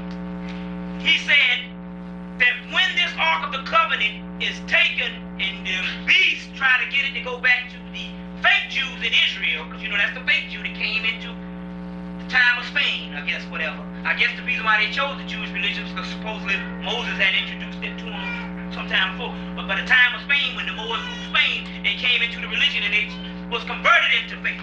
You know what I'm saying? That ain't got nothing to do with the real Hebrew. That's just like the white man posing to be a doggone Christian now. You know, that don't make him the real, what you call it?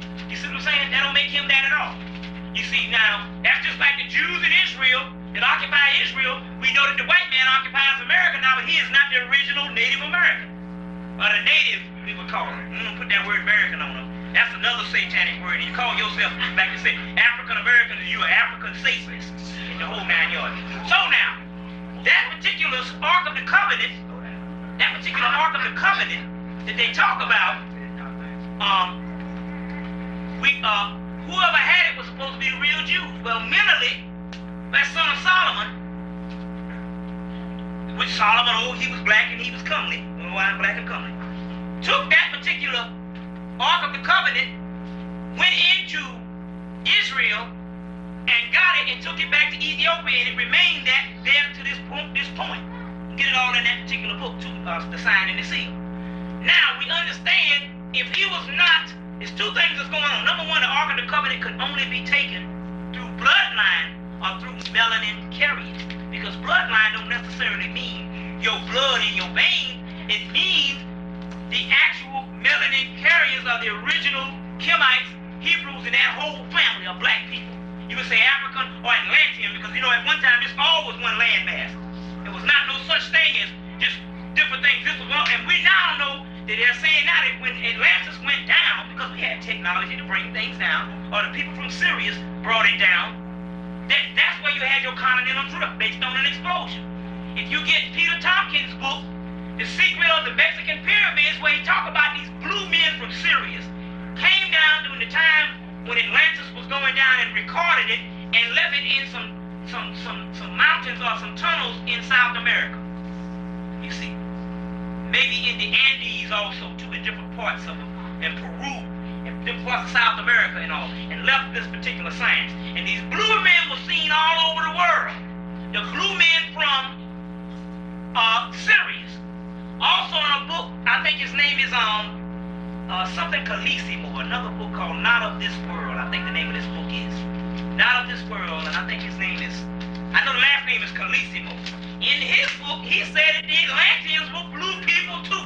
So we're talking about the blue people. Now when they say blue, they're just talking about that blue-black person, so black till the sun cast, the sky cast that shadow.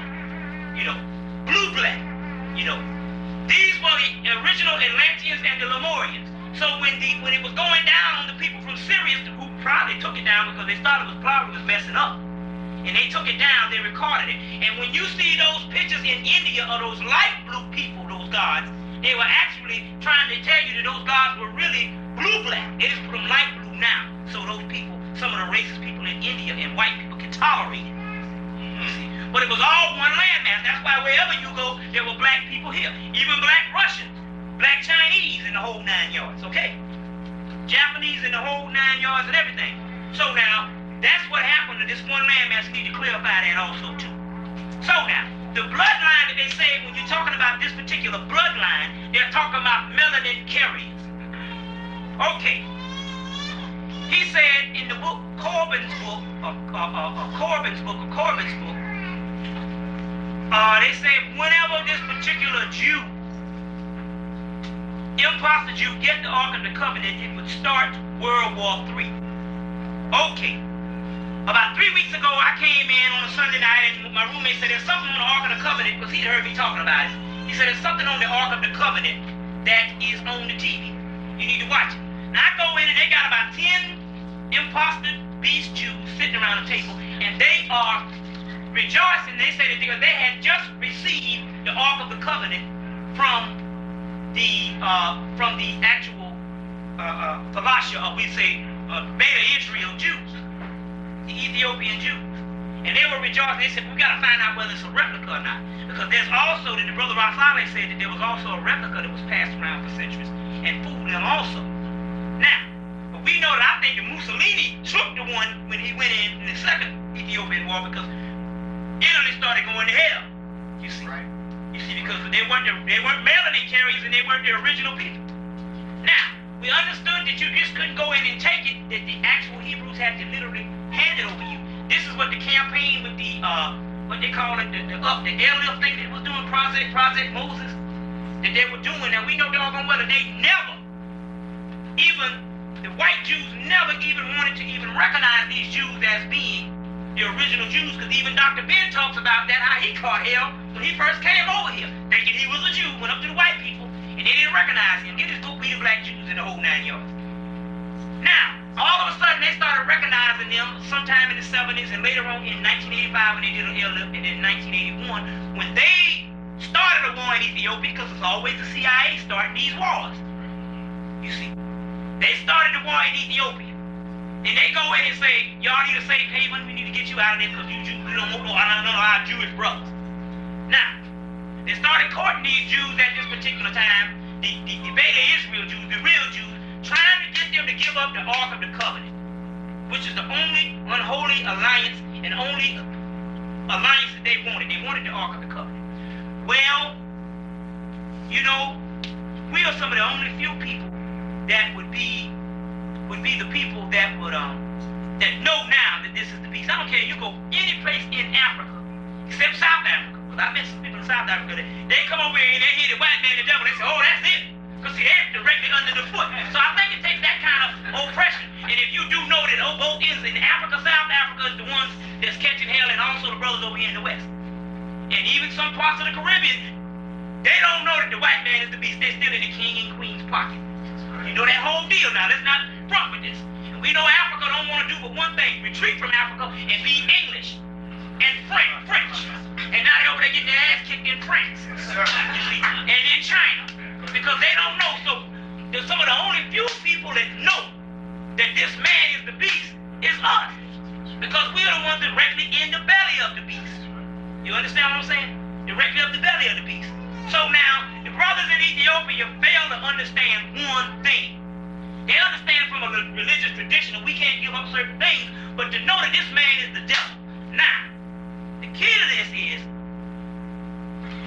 I said, well, if it's true, did they give it up? So I went into and asked my spiritual sister to give me a channel, and Melchizedek came right through and said, which is also a form of Aiwass, we'll get into in a few minutes, came right through and said, yes, it is true.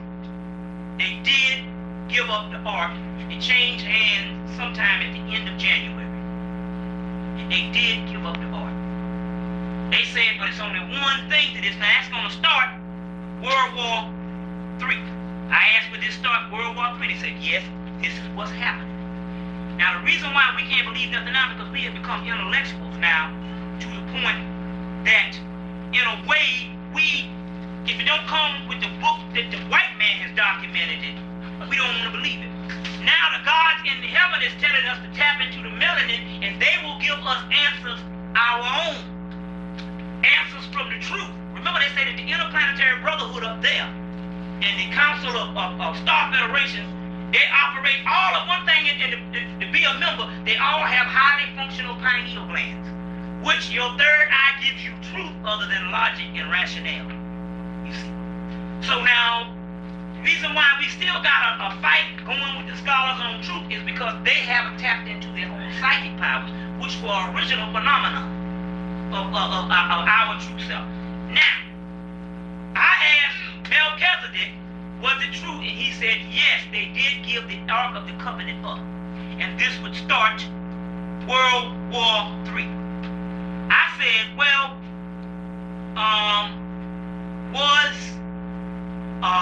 well, what is going to happen? He said, well, two things. One is good and one is bad. The good part about it is, and he said this, now this is the council of elders, Melchizedek, or Aiwass, or Metatron, set over the council of elders next to God. He is the head archangel, or the head God, which he is a form of the original God. He's in another phase. He can go tap into the original God. That's why they tell me up here we are all one. Now, he said that the beast and the evil powers, now this is one of the head archangel calling this doggone cracker in Israel, and the crackers over here, the evil powers.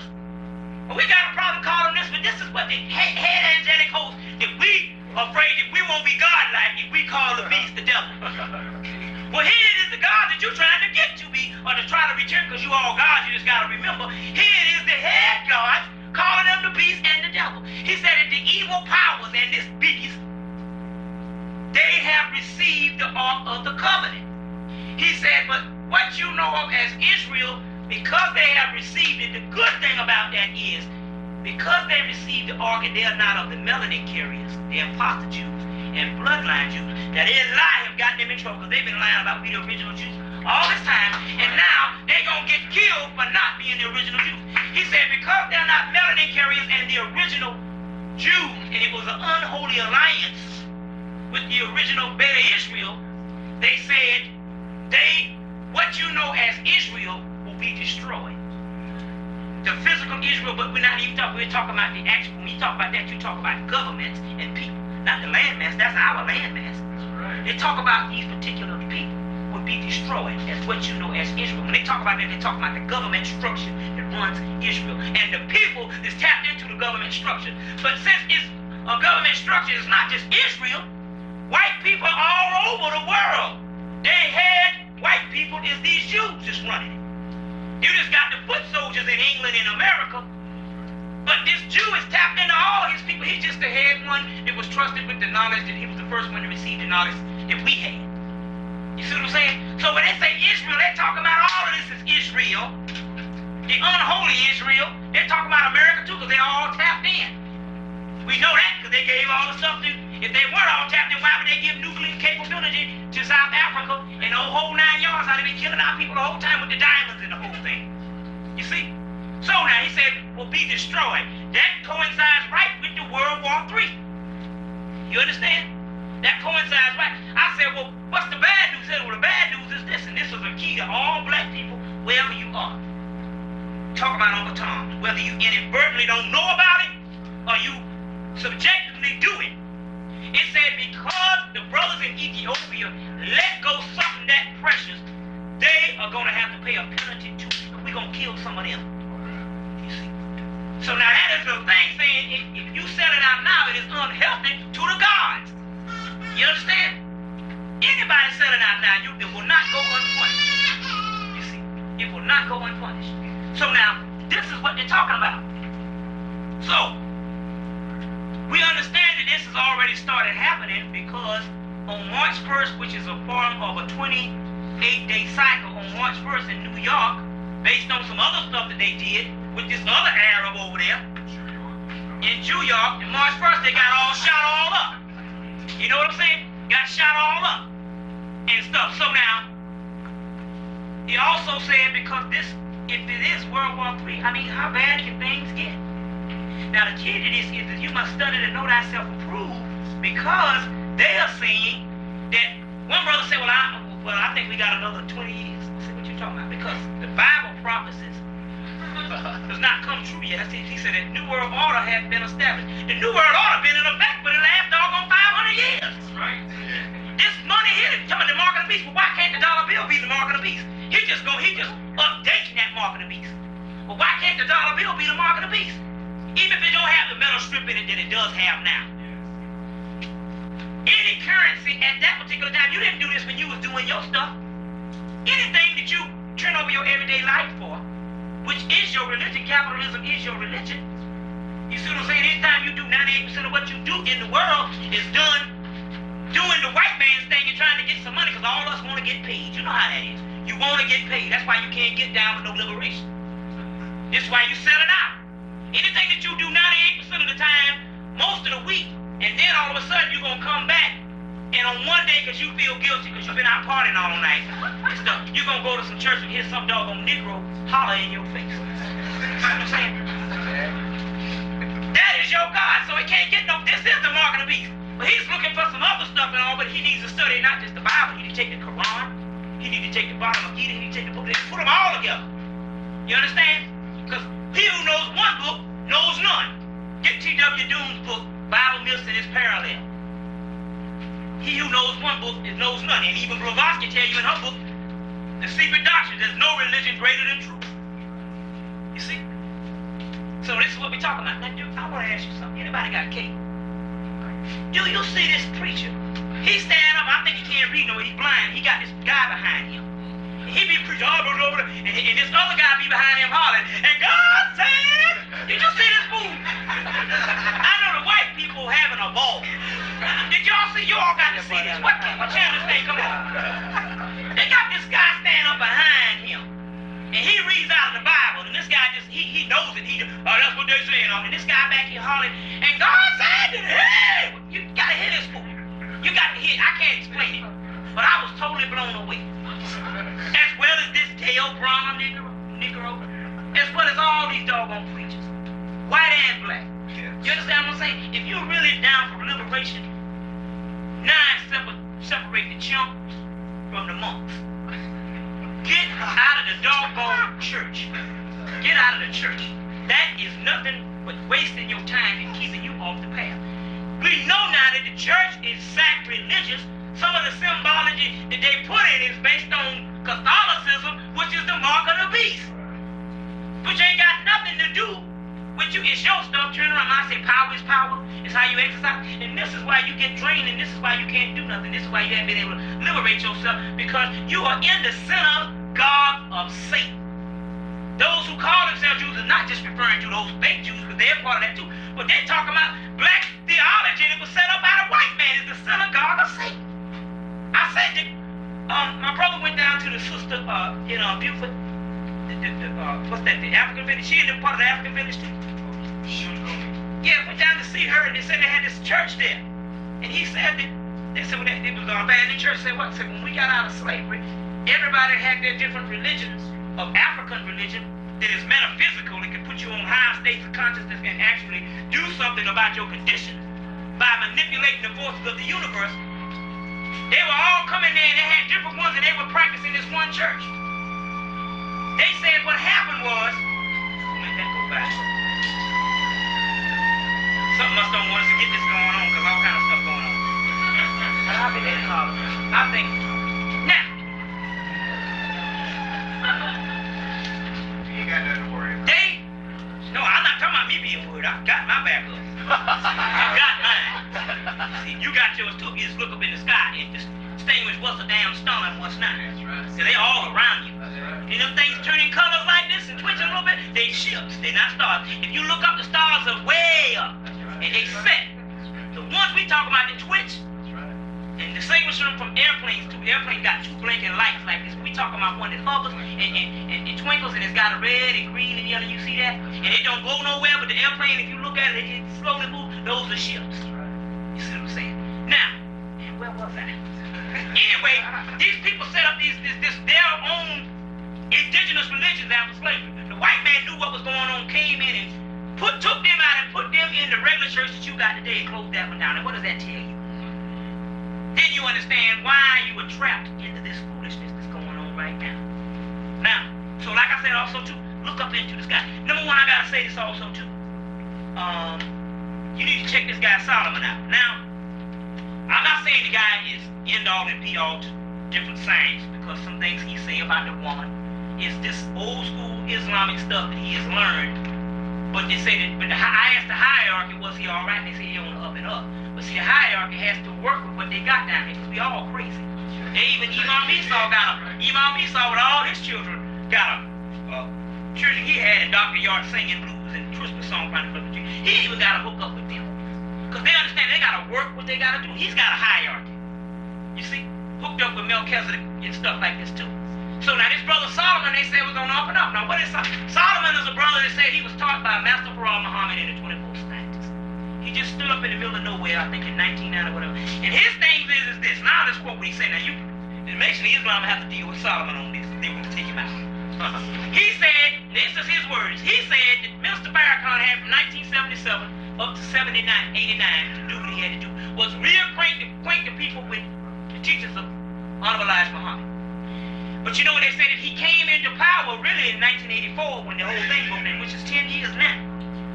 But you didn't know who he was, and you know the nation had started back up. You didn't know who Honorable Elijah Muhammad was, because most of us forget. Until he came back on the scene. You know, Silas started up his thing before that, but all of those was the realm of reacquainting you with Honorable Elijah Muhammad. They said he had a certain time to speak, and he had an angel with him. This is what this cat is saying. But I want you to be the judge. He had an angel with him. And between the time of 1984 or 87, or the time when you knew him in 84 up to now, when he had this angel to 1989, from 84 to 89, or 87 to 89, he was pumping. He was the baddest thing going. He was rocking and rolling. Then they say in 1989 he started becoming more political. You know, because in 1990 he started going on these shows, he went all this kind of thing here, and different things. And Sam Donaldson and the whole 9 yards, and then all of a sudden he's saying that this angel left him in 1989, and he's supposed to take this thing over.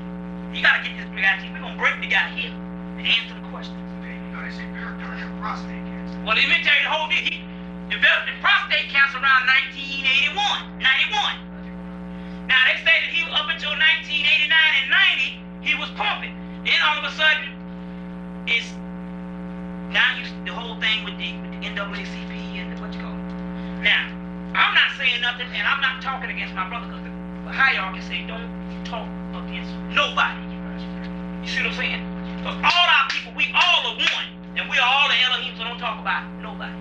But what I'm trying to say is that I'm not so much talking about Minister Farrakhan, but I just want to ask this question. You know damn well that the Congressional Black Caucus, the NAACP, Al Sharpton, Reverend Buffon, Colonel Sanders, confirmed their way, nigga. You know that all those people are nothing but the white man's niggas. I don't give a doggone how much candy cloth they put on. I don't give a damn how much African thing they put on. I don't care how much retreats they go to Africa. They still the white man's nigga. My thing is, if you have identified the devil, now look at this now. You identify the devil. You know who the devil is. And the devil gets mad at you for speaking out against him being a devil. If you God, you don't go to the devil. No explanations whatsoever. So what's the deal with the press conference? That's right. Now look at this here now. You know this new stuff that just came out. Now I don't know what's going on. Last night she just named him Farrakhan. So I'm not really saying it's already on the news. White boys. The white boys, She ain't said nothing. the white boys are saying that she's saying that she got ample evidence that he was one of the persons in on Farrakhan was in on Malcolm's death. Now, I don't know about all that, you know what I'm saying? Because you know, if the white boy can use a certain person, he's gonna do that.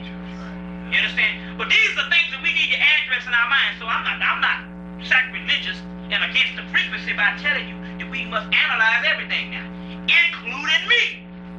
You understand what I'm saying? Never take nothing a person say, and even if you go and even check the books and I say, and they bear witness, go inside. Now is the time for you to go inside and see what's right and what's wrong. But my thing is why call a press conference to the devil to please the Congressional Black Caucus, who ain't gonna do a damn thing, and I don't care if you work for them for night and day, it ain't gonna solve nothing. And if it does solve something, it's gonna cure the symptoms of cancer, but ultimately it's not gonna get rid of the cancer, because we are in the time where we gotta take the beast out and evil powers that's with the beast, because as a man and woman thinketh in his heart, so is he or she. So if we are in the last days, why is there a torchlight for America? Because we know it's the same ship. Because 20 years before the book Torchlight for America came out, the fall of America came out by Honorable Elijah Muhammad talking about the mother planes. Now we got to know what time we are. Now the hierarchy already done told me straight up, this is it. It's over. This is all. They're saying the grace period is up. From 1914 to now, which we say 10 years behind would be 1904, and I'm getting ready to get in with the Aleister Crowley thing with this blue, black, melanin angel Aiwass came and gave the second half of the Book of the Dead called the Book of Law, which you can get for $6. You understand? But I don't guess you can read this stuff because it's coded in a certain way. But don't worry about it. If you buy the Book of Law, I got a doggone glossary that can explain some of the terms in there so you can get by. Also, which I put in this book called Aiwass 93-418 in my new book that I did, that Aiwass had me to do the last 3 days for 6 bones. Now, which I am the editor of, you know, because I know some of y'all niggas, y'all, they say that half the literature that we put out, Negroes or niggas go and buy it and take it right straight to the beast. That's what you got y'all for. So I'm just saying this stuff, I am the editor of this. You see, I don't want somebody to bring me up on no plagiarism charges. But this is what Aiwass told me to do, because we don't have time to even write no more books. All the stuff is out here. I just got to present it to the people. So this stuff is all decoded. You can't even read this book here. You can't read it. You got to have all the stuff. But I have chosen the materials in this book that explains the things that you can read. So get this book instead of all the rest of that stuff, because you're just wasting your money. Take your time to study. Now, the whole key, and I'm not trying to make no sales pitch. I'm telling you what the Spirit told me to do. I started out with 3 pages for a handout, and I ended up with 37 pages. And like I say, it's only $6. But hell, if you got 5, I'll take that and let you go to this thing. It's not even what you call it. Not even what you call it, this stuff. So, you know, I'm just saying, the only reason I'm doing it is because I'm paying for the doggone paper that I bought. You understand that? Now, plus, this is the kind of knowledge that's going to get you out of the stuff. So you need to know what kind of spiritual hookup you got with you. Because this is being witness to this particular angel that's here on the scene. He's here on the scene now. Now, so, what I'm trying to say is why do we have to explain things? Number one, the whole thing, the premise that the nation has is he's one of the people that's lifting up the masses of the people. Number one, the masses of the people ain't being lifted up for damn. The masses of the people are dead people. You wait for the masses of the people don't do but one thing, and that's die. And number two, the masses of people are popular culture. What sounds good, smells good, sounds good, smells good, looks good, and tastes good. That's what the masses of people do. That's a spiritual dead person. You can't lift up the dead. Now, the dead have to wake up, like I said, you don't wake up at the same time in the morning. So some of these people is out here dead, they're not going to wake up by the word you give them. I got a roommate, I'll bear witness, that hid every day and still talking about 20 years from now when my child grows up. I'm saying, man, this is... See what I'm saying? He still don't understand and can quote what I'm saying. Now, that person can hear what you say, quote what you say, and still it does not internalize. So now the masses of people, because they come at 55,000 people, that's a Michael Jackson concert to them. And half the damn people was mad because he didn't come up talking junk about the white man when he came in Atlanta. And they was mad because he didn't give them no show. That's right. Now it's the same as the doggone Baptist preacher in the Baptist church. If the preacher can't holler good and hoop good, they got to get rid of it. Because we are into doggone entertainment. And that's all that the masses of the people are doing. So you ain't uplifting no masses of the people. You're not uplifting no masses of the doggone people. You understand what I'm saying? So now, what we talking about here? So, but on the other hand, it's keeping the people from the real science of what you're supposed to be doing. You see what I'm saying? And this facade of being joined with all these preachers, I don't want to be joined with all no doggone preachers. I don't want Jesse Jackson, who done slept with the beast, done blowed skin flute for the beast. Excuse me, but I won't tell you what it is. He's the white man's nigga, and he gets booked in behind by the white man. To me, that's a faggot.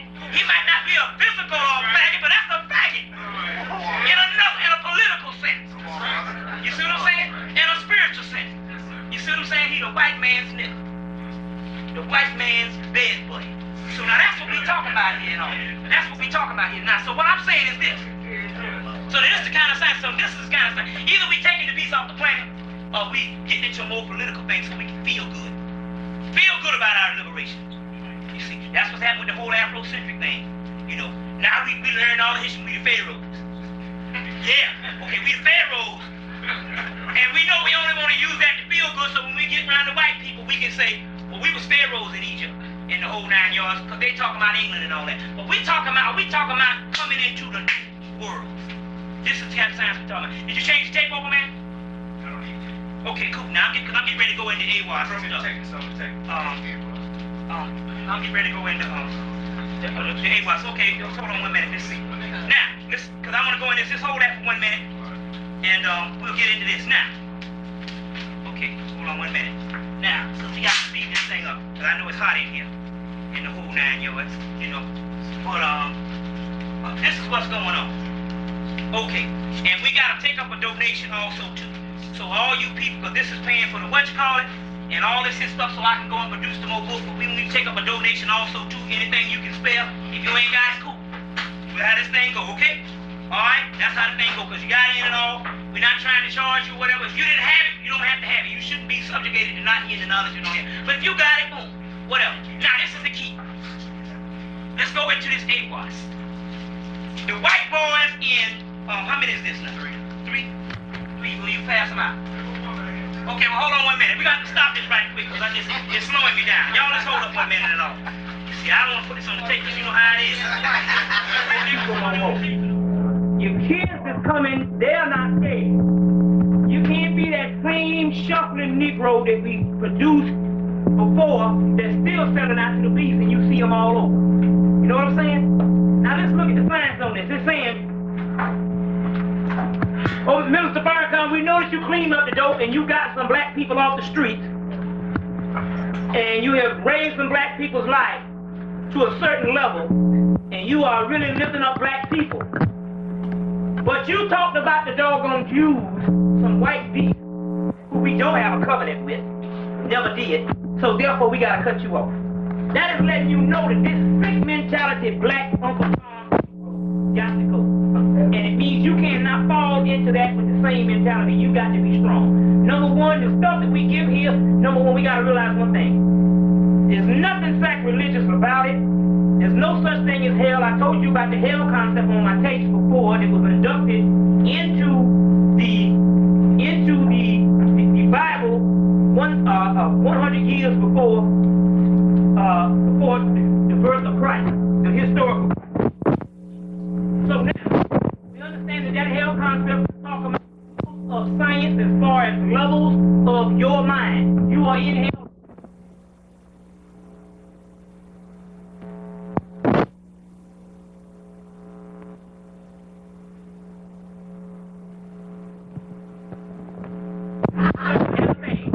With a man with a red pitchfork, those are fairy tales, but he knows that this particular hell that they talk about, this white man is outshining him by leaps and bounds. He has done things that's not even recorded in the Bible. And the little bit of stuff that they tell you about this particular Satan in the Bible, the little bit of stuff they tell you. So now, if you living with the beast, you don't need to be feared. You don't need to fear nothing. You understand what I'm saying? That's going on. And those ones gotta say too that Allah, Osar, Heru, all of them are one, and you got to get it. Because it ain't really even talking about those. You are the God. If you don't get the concept that ye are God, they're not looking for believers no more. They're looking for Elohim to take your place as the God. If you don't do it, the other people are trying to take it for you. They getting in slots that you're supposed to get. You are the God. This is not written in your law. Ye are God, John chapter 10, verse 34 to 36. Just as I have done great works, greater works you shall do. You see what I'm saying? Be ye perfect as I am. Like I said before, there can't be two perfects. If he's saying I'm God, and you be ye perfect like I am, he's saying that you got the same. Now we know that you are God, so what is there to fear? Okay?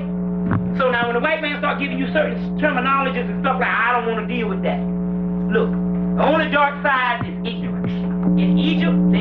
called ignorance is evil. They say, he is ignorant, so teach him. Ignorance is evil. You see. Each day you live is the day you're supposed to learn something, and the day that you don't learn something is the day that you don't live. So therefore, we got a race full of dead people. Now, we're not talking about learning something, which we mean like this. You know how you learning something that you already know. You know the church will give you the amen. Well, hell, if you already knew it, what you amening? I didn't know that. So the call and response supposed to be, I didn't know that. But if you amening to something, that means he's telling you something that you want to hear and not nothing that you need to hear. That's ignorance polished over ignorance, a man accused fool. You see, this is what it is. So, so now this is what time it is now. Let's go into this particular God that is on the scene right now and is connected with me and is connected with you. Now I'll tell you the part with my being witness with this particular person. God is with us and he is on the scene now. Well, I say without she, because we understand that he's just the second phase. He's a reflection of his mother. His mother is the one that produced that. So when you say, well, I don't think God will, yeah, the mother. No, we're talking about the mother of God. So don't worry about that. When I say he, we're talking about a second position. It tells the degree. Now, in the early, late 1800s, the white man had come into a sense of civilization as far as him being a certain amount of intellectual that he could comprehend a certain amount of things. So you got a hierarchy of gods that say, well, in that case, we're going to start teaching you and trying to get you to do right and get you a time continuum. In less than 50-something years, it's going to wipe you out. You know, Uncle Mama talks about that the white man's time was up when he got an extension. So that Blavatsky, who was a Russian, a black Russian at that, because she had melanin, because she tapped into some people calling her Mahatmas. Blavatsky started opening up the floodgates and the door to the Western, start teaching her Western brothers of some things. But she was introduced to this by a black man by the name of H.P. Randolph, who traveled with Abraham Lincoln and who was the first occultist and taught all the other ones. It was a black man who traveled all the way into Kemet and all, and got a book called Sexual Magic, which there's several books he has. They just printed that one, which, because you know there's something that's based on this sexual stuff is the same power that is the power of God if you know how to utilize it. You see? There's a whole thing in that. Cultivating that sexual energy, because this is the actual energy that rises the Kundalini. The same sexual energy. That's why it feels so good when you do it. And you can't get enough of it. Once you start, you can't stop. That's what I'm saying. Now, because it's the same energy that you are feeling, when you say God, the energy that you feel with sex is a form of that energy, which is the greatest thing we know of. So this is what, so he wrote a book called Sexual Magic, which is H.P. Randolph, which was the teachers of these other white people. But Blavatsky, she was connected with some people called the secret chiefs, or the Sufi masters, which the hierarchy of the Sufi masters is called a Qutel. The Qutel, which is the secret chief and the ruling forces of the planet. So now she's connected with them. She dies, and her people who try to take on her son, one of the greatest persons was C.W. Ledbetter. And Annie Besant, both Blavatsky and Annie Besant was both 33rd degree Masons, and these are two women. So it ain't no sense, even though you don't even need the Prince Hall thing, that's a joke book. It ain't got nothing to do with the true knowledge at all. That's just that ain't no different than the AKAs or some old ladies bridge club. That's the same thing. All they doing drinking, liquor, driving, cabin. They ain't got the real knowledge. Are you 33rd Mason? Are you a Shriner? Did you learn this kind of knowledge in the Mason? Absolutely not. Alright then, so don't even let them niggas front you know more about that. I'm a doggone Mason myself. Prince Hall, Boaz, and you can get the book. I suggest all you women go and get Captain E.L. Morgan, Freemasonry Exposed, and learn all the signs and the symbols and the groups and the handshake and all the degrees, so you can go up on brothers and start doing their stuff on them. Get the book Captain E.L. Morgan, Freemasonry Exposed, or you can go and get you the Duncan's Ritual. We can get some down in Black Media, and we can expose that bullshit, because it ain't got nothing to do. That is the bylaws of the lodge, but it ain't got nothing to do with the real science. You see, yeah, that buffalo from Fred Flintstone. Now, that's right. That is Hiram Abiff still asleep. Now, what the deal is this. So she got hooked up, and they they started giving them things, and so when she died, you had Ledbetter, who gave you books like the Astro Planes, Hidden Life of Freemason, which you can learn a lot of stuff by his books. The Diva-Shanic planes, talking about the high levels of these particular planes of the hierarchy, or the God, or the Elohim, which is the same angelic forces you know of in your Bible and stuff. Well, they're still around and they're ruling stuff right now. And they are the rulers of this planet. Anyway, she died and they lost contact. The Theosophical Society. Then came the Golden Dawn, the Hermetic Order of the Golden Dawn, these other white boys from England, and they did things with McGregor Mathers, Francis Yates, and the different other people, and Aleister Crowley was a young initiate in his early 20s in this particular Hermetic Order of the Golden Dawn. Now, they lost contact also after they did so much stuff to get their stuff together and they didn't complete the cycle. They lost contact also. Then this guy by the name of Aleister Crowley, which I'll show you, well, guy by the name of Aleister Crowley, they say he was a reincarnated of an Egyptian priest. Because we know that 15% of white people ain't white people. You see what I'm saying? You know, you got the black presidents, they are black people. Some of them got blue eyes, but they got melanin. The God is reincarnated into people. We now know that Jeremiah is right, this stuff was in fact had this particular melanin because he tapped into psychic forces that explained the Egyptian mythology to tell you that they were black, which the other ones were racist. So now, this man claims to be this particular Egyptian priest who vowed that one day his stuff would come in a later state and return his teachings. Anyway, he was a priest of Amun-Ra in Thebes. Now, he said he was a reincarnated of this person. Later on, he found out. He was a part of the Hermetic Order of the Golden Dawn. One day, while honeymooning in 1904, he goes to Cairo, Egypt, or Kemet. His wife starts going into these trances, and she says that Heru or Horus is waiting for you. Heru and Horus is waiting for you. The next day, he got her up and took her to a museum in Kemet and said, I want to know what was summoning you, what was calling you. And it's this particular stela, this slate that I got on the front of the book with this picture of Heru and this black priest that you can see as a black priest that was summoning her. You can pass this around if you want to show the people. And please return it. Last time we passed something around, Negroes had to catch it and walking out the door. Even stealing in conscience, you know ain't no hope. So they even say that half of us is hypocrites and imposters. Now, he got up on this stela and he found out, so he took this stuff and translated the hieroglyphs, took it back and set up a ritual to Heru. He set this ritual up to Heru in the room with his wife that night. And once he set it up, and I got a short bibliography that I'll print in my next book. I'm going to do a new book next week, and I have some new books out. So now, save you some money, you get a little $5 books that give you all the same. So now, he set up this ritual with his wife. This blue-black god named Aiwass came into the room. And he came into the room. He said he came over his left shoulder. And this is the actual results, which is printed in also the book that I just gave you to give you this. He said that he seemed to be a tall, dark man in his 30s. Now y'all listen to this now, because I'm going to explain some stuff in a few minutes later on about the stuff that is happening to me. You just keep close to this. He seemed to be a tall black man in his 30s, well knit, attractive, strong, with the face of a savage king. That means that when they say savage, he's explaining an African king. They say a savage. You know how that is. You know the European and all. And his eyes were veiled as if you gazed into them, they would destroy what they saw.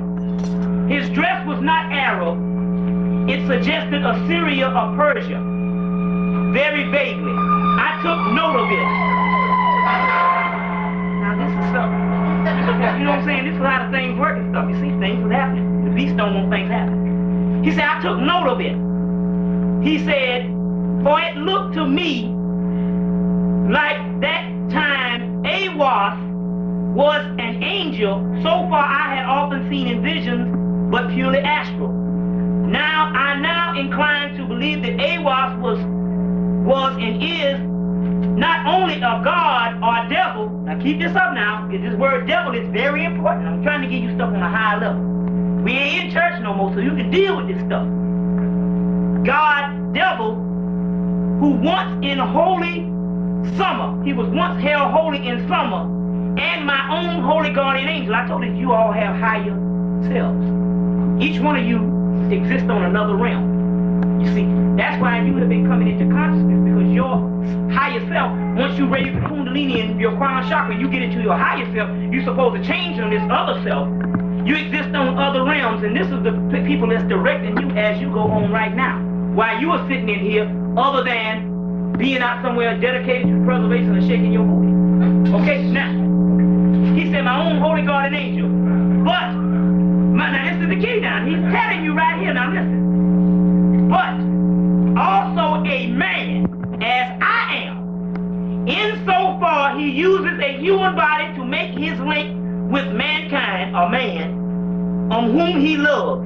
And he is the epiphanious head of the AA. Remember that word AA. I'm explaining it in a minute. We're talking about stuff on the hierarchy. I do not necessarily mean as a member of the human society, quote, in a normal way. He might rather be able form himself a human body. I mean, he can create a human body based on his circumstances, which indicates from appearance the elements, and dissolve it when the occasion is done. He can say he can come into the earth plane, he can pick up a human body, he can do the work he has to do, and he can resolve it once this work is done. Okay, you got that? When the occasion is done, for it is to pass. I say because I have permitted to see him in recent years a variety of physical appearance, all quaintly material in the sense in which my own body is so. Now, number one, he's saying that this is a God. Number one, he told you he was a tall black man. But he said he is a God. Now, this is bearing witness to what I'm about. You don't even tap into him when it's talking about you. But he's talking about this God. Now, the quote, I said he was the epiphanious head of the AA. Now, the AA means Ostrom, the Silver Star, the Great White Brotherhood, talking about the crown chakra, not white people. The Great White Brotherhood, according to which Aiwass or Melchizedek is the head of. Okay? Now, is the head of. I'll explain what the AA is in a few minutes. Now, in the book I got here, it says, in a summons, this particular guy. Now, he started writing down what this guy said. Now, he's writing this stuff down. Now, this is the same kind of stuff that's going on that happened to Muhammad, you see, which is a bridge. Muhammad is Europe had went into dark ages after the mystery system had closed. Muhammad writes down in the Islam, which is the indigenous African religion, is established again in the Islamic phase, which is nothing but the old religion. You see. Now, it's established again, and the Moors of Spain go up into Europe and get the beast out of the Dark Ages. We always got to take the beast and put him up on a pedestal, because since we made him, as the Temple of Denver said, we are responsible for him. You see what I'm saying? He just ended up being responsible for us in a destructive way and a dependent way on us. We got to shake that. Now, so this guy comes down, and he's giving him a new book, which is the Book of Law. He writes, I think, 21 pages. And he's writing this stuff, and which would take a person, the kind of stuff that he wrote in the book, which would take a person days to do, he did in a couple of hours, each period of each day. Between the April, it was in 1904, between April 8th, 9th, and 10th. Key days, because stuff is going right now. Now, y'all stay with me, because this is a lot of technical stuff, and I got to do a lot of reading. But I'm already in the spirit to do it, so. Now, and which I have put the actual point in the particular book. So you don't have to go out and try to find books that's out of print and all this. So you can come and buy this type of stuff. You see what I'm saying? I've done the legwork. Now, so he starts writing this book. And he writes all this particular book. And once he writes this book, he takes it back to England, and this particular slate that I got with the brother, your brother, when you pass that around, now I'm not saying you don't have to, but when you pass around, people can see it. There's two Egyptian Egyptologist Gardner, Alan H. Gardner, who give you the Chester Beatty Papyrus, who translate that to talk about the devil, translated it again, and it's accurate. The actual slate in the hieroglyphics is accurate. This is what set up the actual book. But the book is not on the slate. The book comes from this angelic black man. Now remember now, that Muhammad was given the Quran. Honorable Elijah Muhammad tells you that Muhammad is given the Quran by a blue black man instead of this angel. Gabriel is a blue black man, and so after the corner they said, well, who is this Aiwass? He said he's none other than supposedly the same angelic form that gave Muhammad the Quran in the same manner, but he's a blue black man. So when Honorable Elijah Muhammad said it was a blue black man, other than this spook, you see what I'm saying? Other than this spook, here's a man comes back round that had bear witness to it almost damn near 30 years before Elijah Muhammad said it. You see, because this is going to set up after they got their book on what they got to do. Then in the 20s and the 30s, then our spiritual gods start rising up. Noble Chuba Ali, Marcus Garvey, Honorable Elijah Muhammad, Big Daddy, Father Divine, Daddy Grayson, the whole 9 yards, and that becomes, you see. But they had to give them the orders, and then we had to gradually start lifting ourselves up. Okay? So Honorable Elijah Muhammad said it's a blue black man. In here, he's saying the same thing, but it's an angelic form, which means that the gods can materialize and dematerialize. You see what I'm saying? Not only are they angelic, but they're also currents where they can throw their body for millions of miles, which is a current that's on the earth. Key? Now, and we'll get into the makeup of this particular person. Now, he goes into this particular book, the Book of Law, which we're going to have about a couple of copies for $6. Down, they only cost $6. We have it up at Black Media. We're gonna get them next week. You go pick up one. You might not know what you're reading, but I'll give you a bibliography on it that you can understand what's going on. But I'll explain all the stuff in the tape. You just get the tape. Now, in the book it says this. It says we have brought. It says in this summons. It says on April 8th, 9th, and 10th in 1904. This book is dedicated to Aleister Crowley by Aiwass, a being whose nature does not fully understand, but describes himself as the minister of Heru Par-Krat, Lord of Silence. Now that Heru is supposed to be, and I talked in the first half, it's supposed to be the Messiah, not only the ancient Egyptians, but it's supposed to be the Messiah of the Hebrews, which they have mistaken for the other Jesus who was 6,000 years, but the one that's coming back now, he's not coming back as no spook, but number one, in Ecclesiastes, he's coming back with a sword in his hand. You understand? So he ain't coming back to teach. He coming back to slay. But the key to this whole person is he's coming back as one of you. I explained that. Get my other 2 videos before this. I got one coming out Monday called The Rise of Heru and the Extraterrestrial Confederation. Get that tape. That person is on the planet. He's one of us because we're the ones that lost our minds totally. So the Messiah is coming up in the West. As I explained so many times in the laws of Tahuti and in your Bible where they talk about you will be afflicted in 400 years, which is the prophetic history. Okay? Now, he said he is the minister of this particular God that is coming up. Now, this is the key to this whole thing. The religions that we have, other than the actual Quran, which was later to our times, which was the last one, this particular same Book of the Dead, right here, which is the oldest book that we know, would be the one that would rise up again as the Book of Law, which is the same Book of the Dead. Some of the passages is out of this. So what it is saying is that this is the last book to rise up again, and the prophet of this book was the original prophet, which Jesus Christ and the whole other prophets fashioned themselves after, if we're not talking about another later explanation of the same one prophet. Are y'all understanding? So that means that the actual nature of this God, Heru, which is a blue-black God, which will rise up in the West, is the ones that this particular book was summoning. Okay? Now, it says the contents of this book is of scientific demonstration that possesses knowledge of power quite beyond that anything has been associated with the human faculties. It's called the Book of Law, announces the new law for mankind. It replaces the old moral religion and sanctions of the past, which has everyone broken down by the principles valid for each man and woman in the world, is a self-evident, evidentially identified. What he's saying is, He's saying this book replaces moral law. Remember I told you before that what happened to your religion is, other than the religion that Honorable Elijah Muhammad and Noble True Ali and them was trying to tell you was, those religion now is just giving you moral teachings that you're supposed to learn and supposed to know at the age of 12. You don't need to dabble in it every Sunday for the rest of your life. You children and you need to grow up. So this book is replacing it, but this book is actually talking about, when it breaks it down, it's talking about the breakdown of the black man and woman's body and how you get in touch and cultivate your spiritual centers and rise up to godhood. Okay? Ignorance of the true meaning of the law has led to gross anarchy.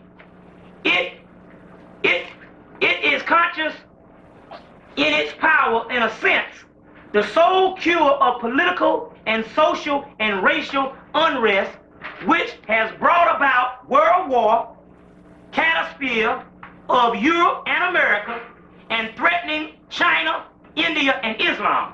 Now when they say China and Islam, they talk about all the nations of the world, and they talk about, when they say Islam, they talk about that white devil over there, this taking Islam and using it as a utility to cut off black people's heads and do all kind of hideous things.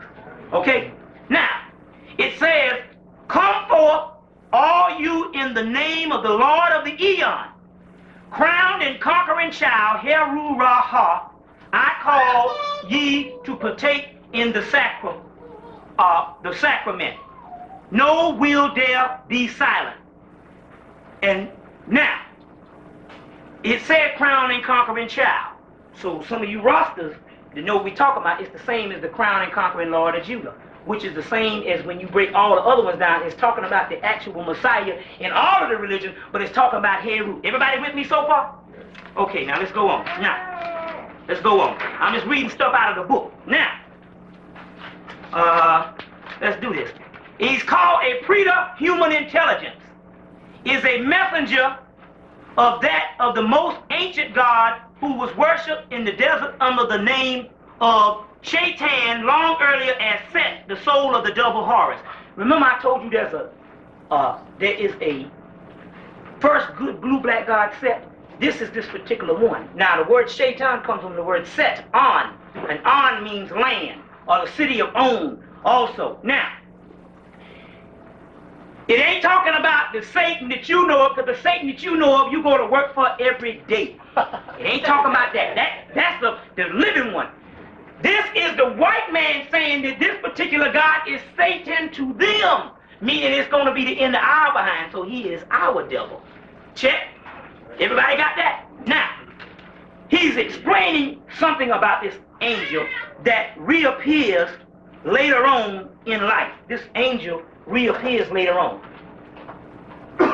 He first got this book and he didn't even believe he had gotten this thing. He didn't even believe in it in a couple of years. But the angel came and beat him down and made him believe in this thing. Now, this angel reappears. But when the angel reappears, when he talks about what is happening to the angel, you got to look into an esoteric meaning of what you are made out of. This is the key to this stuff. Now, I say the angel reappears. Blackness gathers about so thick, so clinging, so penetrating, so oppressive, that all other darkness that I have conceived of would look like a bright light beside it. His voice comes in a whisper, O are I the master of the 50 gates of understanding? Is not my mother a black woman? O thou art I the master of the pentagram, the star? And is not the egg of a spirit a black egg? He's talking about melanin. You see, this is one of the keys to this thing. He's talking about melanin. Now, he is the original Darth Vader. Remember I told you that the Holy Kabbalah only is one of the spheres that's called Darth. This is where the white man got Darth Vader from in Star Wars. Go back and look at all the science fiction movies because they drop in science. You see, and he got Darth Vader from. This particular God is the original Darth Vader, but he is not the enemy to you. He is the enemy to the white man, which they dress him all in black and give him the James Earl Jones name. Right? And they say that the Death Star is approaching. That Death Star is serious and is approaching to the white people. Okay? That particular Death Star, which is the destruction star in your Holy Quran, you got two pieces of religious, political religious literature to give you the same science. The Book of the Dead and the Holy Quran both talks about this star. It's just that they wiped it out in Hebrewism for some reasons and whatever, but it's also the Star of David, you see, and it's also the Star of Bethlehem. The same star. But in the Holy Quran, it tells you he is the Lord who created both male and female from one single ejaculated semen and will create all things anew. He is the Lord of Sirius, the Surah of the star, which that he is this particular angel is the impisimus head of the AA, and the AA means the silver star, and the silver star is that of Sirius. This particular Aiwass is the head of, and he's also known as Melchizedek in the Bible, or Metatron, also in the Holy Kabbalah. So now this Darth Vader is showing you the nature of this destructive thing, which they call the devil, and which they call Satan. Remember? Which they call Satan. They give you the weak white Jesus, which is their God, but it's your Satan. Check. Our Satan is not only talking about this God that's on the planet, but it's talking about the makeup of the black man and woman, the melanin, which is the death of white people. That's right. Check. Everybody all right? Now, spitting all over the place. Let's go on. All right. Let's do this and get through some things. Now, it says that Aiwass is a link or a corridor through which the impulses was transmitted, the source of extraterrestrial consciousness. This Aiwass was a messenger of forces that rule the present planet and the earth at this present time. Y'all with me? He was a messenger of the ruling forces of the earth. The location of his source of nature of those forces or gods mythical is concealed in El. The name of this book is called El. The name of this book is called El, which is the first part of Allah, which the key to this book is the number 31, which was broken by a guy by the name of Frater Atchett, which was the spiritual son to Aleister Crowley. Broke the key, which is the number 31, and the number 31 3 times adds up to number 93, which is also Aiwass. But the key to this is El. There's another part called El, which means God. The other part is called La, which means not, nothing. From nothing you get the absolute. The nothing is the triple blackness of space that creates all, which is the key to this particular science, okay? Now, let's go on. Let's go on. Because I got a lot of reading to do and a lot of out-of-print material that I brought for you, but with luck, if you get this particular one tomorrow, whenever you get it, we can do some things. Okay, now, let's see, page 71. Let's do this. All right. Well, let's go on. Let's see. Page 57. Let's do some reading. Try to set up the basis of what's getting ready to go down there. Y'all stick with me. Aiwass is the ancient Egyptian god called Bes, which is a form of Ptah, which is the first primordial god of all times, Ptah, which is another formula of the god Sut. You just know him as Ptah if you have been studying ancient Egyptian mythology. It says in ancient Egypt, the first anthropomorphic representation, succession in long procession in the zoodomorphic deity. They're talking about they show him as a actual animal god to show you the nature of this thing, which you all have the nature of the animals if you put them all together. Okay? The deities was the god Bes, the dwarf god. Okay? Church ward, average church ward denotes that Ptah or Bes, the human likeness, was not given until the god of Atum Horus or Amen, of the son of Ptah, of the earliest divinities of the perfect human form. It furthermore says that this god of summer, the dwarf god of Vas, was probably the origin of Aiwass, Bes, which is talking about this particular god of summer that actually came up out of Kemet. Okay? Y'all with me? Now, let's go on. Let's see what's going on. Now, I want to show you something. Remember I was telling you before that this particular blue-black god Sut, he came up out of Kemet and he went to all of the nations around. He traveled into Sumeria, which was a colony of ancient Kemet, Mesopotamia, and all of this particular time. Now, it says that he is a reflection, this Aiwass is a reflection of the god Soot. A reflection of Set in the south is the concentration of energy concealed, the force illuminating the northern darkness. He is the primal astral god of Sirius, the dog star, the revealer of Nut, which is the triple blackness of space. Mythically speaking, he is the revealer of nothing, and therefore, the god with the path of supreme attainment. From the nothing, you get the absolute. Okay? Now, this is what he is now. During the periods of the early migrations from Egypt in summer, the worshippers of Soot took their god with them and became changed and became charged or changed with this word shaitan, which is not talking about the devil that you think of under the ground. It's talking about it's what later day religions that could not understand the science got this stuff from. That particular god, that Satan that you talking about, is on top of the ground. Now, and I'm going to explain what the true Satan is at the end of the lecture, what's really going down. You got to stick with this stuff. Satan is their god. Now, it said the yesterday is the name of these groups. Like the Jews were forbidden to utter the name of this god. In consequence, the true meaning was lost. Okay, now, the true meaning was lost. Now, what happened was, this particular god of the yesterdays was the most primordial god of all time. He was in the Book of the Dead. He was called the primordial leader that fell behind he fell into the horizon. His name was Soot, and he was the god from Sirius.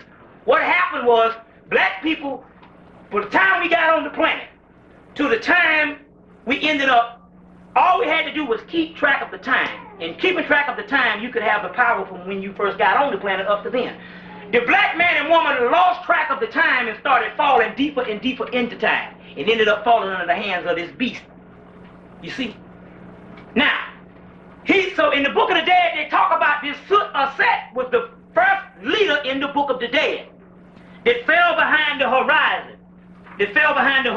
Now, they said that in this, and this go Albert Churchward in Evolution Origin of Religion notes that Set or Soot was looked upon as the fallen leader of the angelic host. Now, when they say fall, go get the Book of Enoch. When they talk about the fallen angelic leaders, that's talking about you, the fallen gods.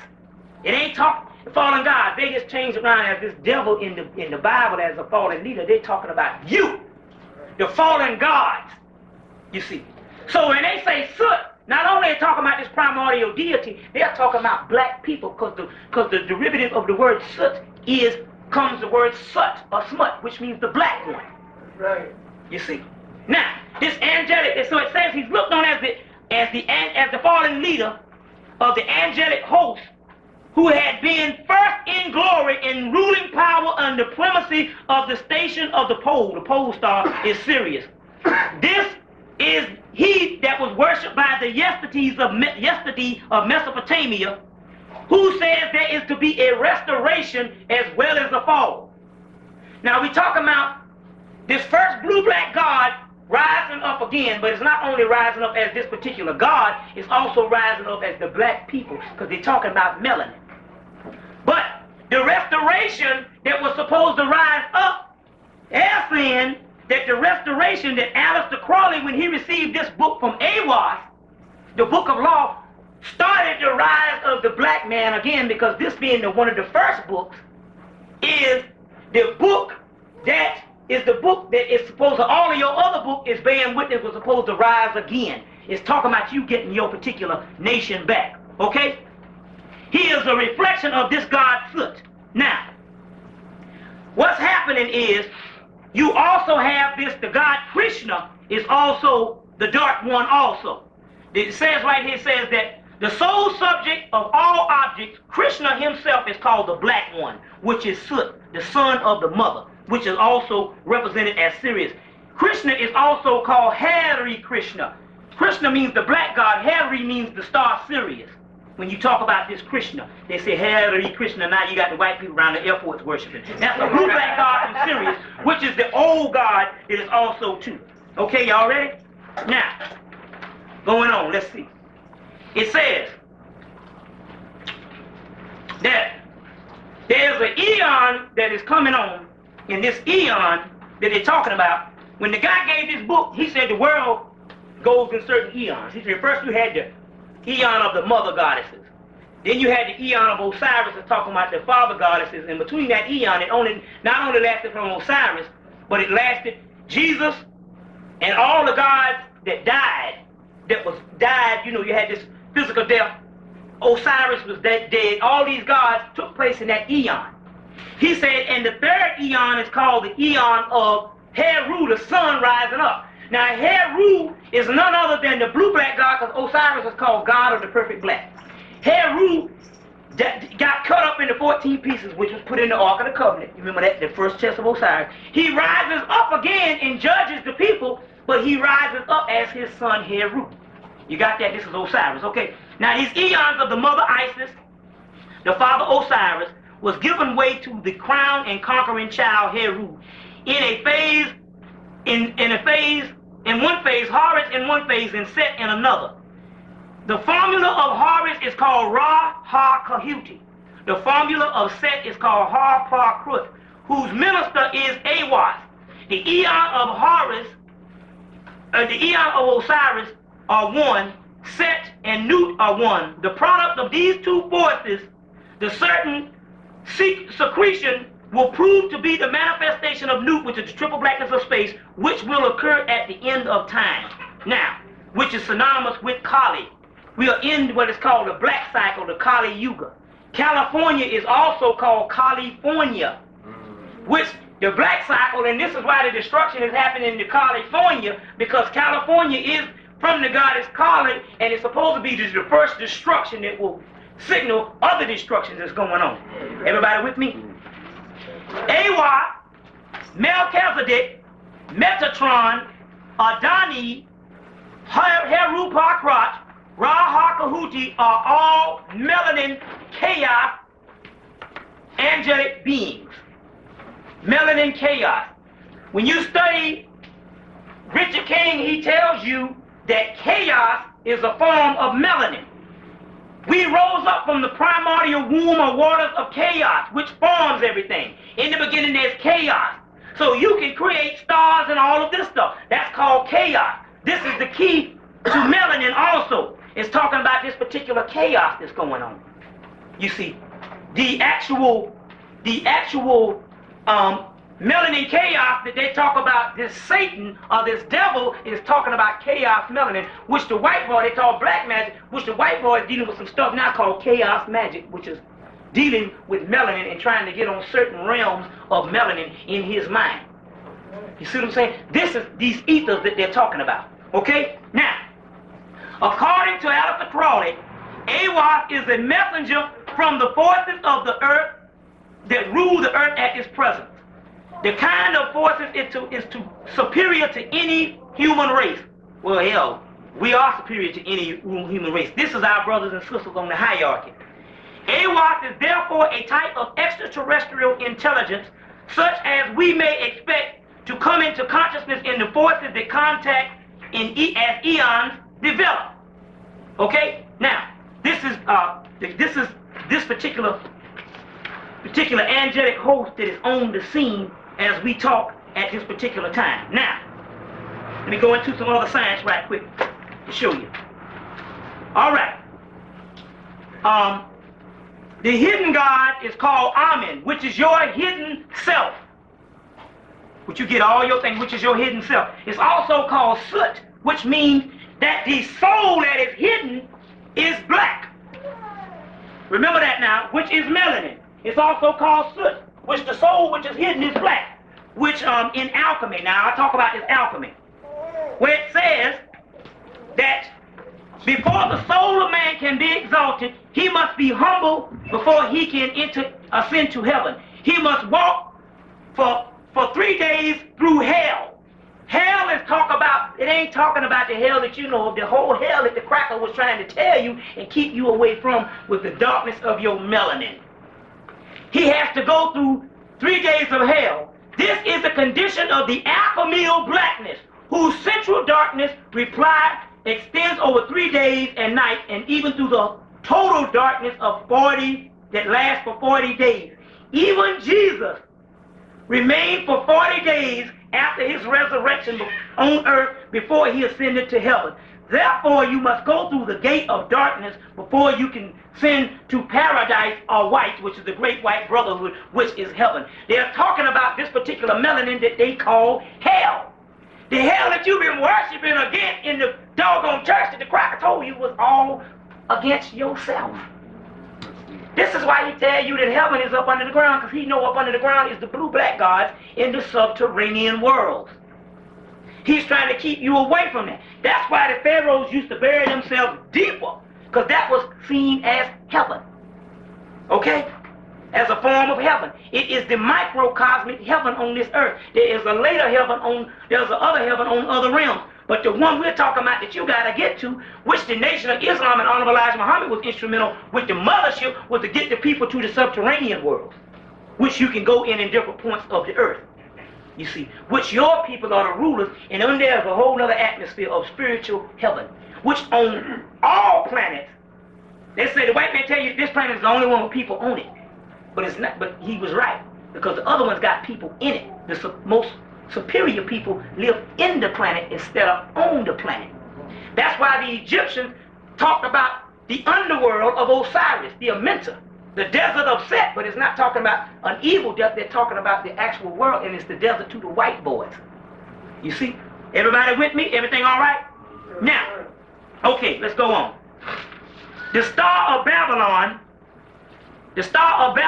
is the star of Sirius, which is also the star in the Quran. You see how these terms, how we getting these terms, Babylon, the beast, and all this kind of stuff. And the beast is talking about the Kundalini, which is at the base of your spine when it rises up.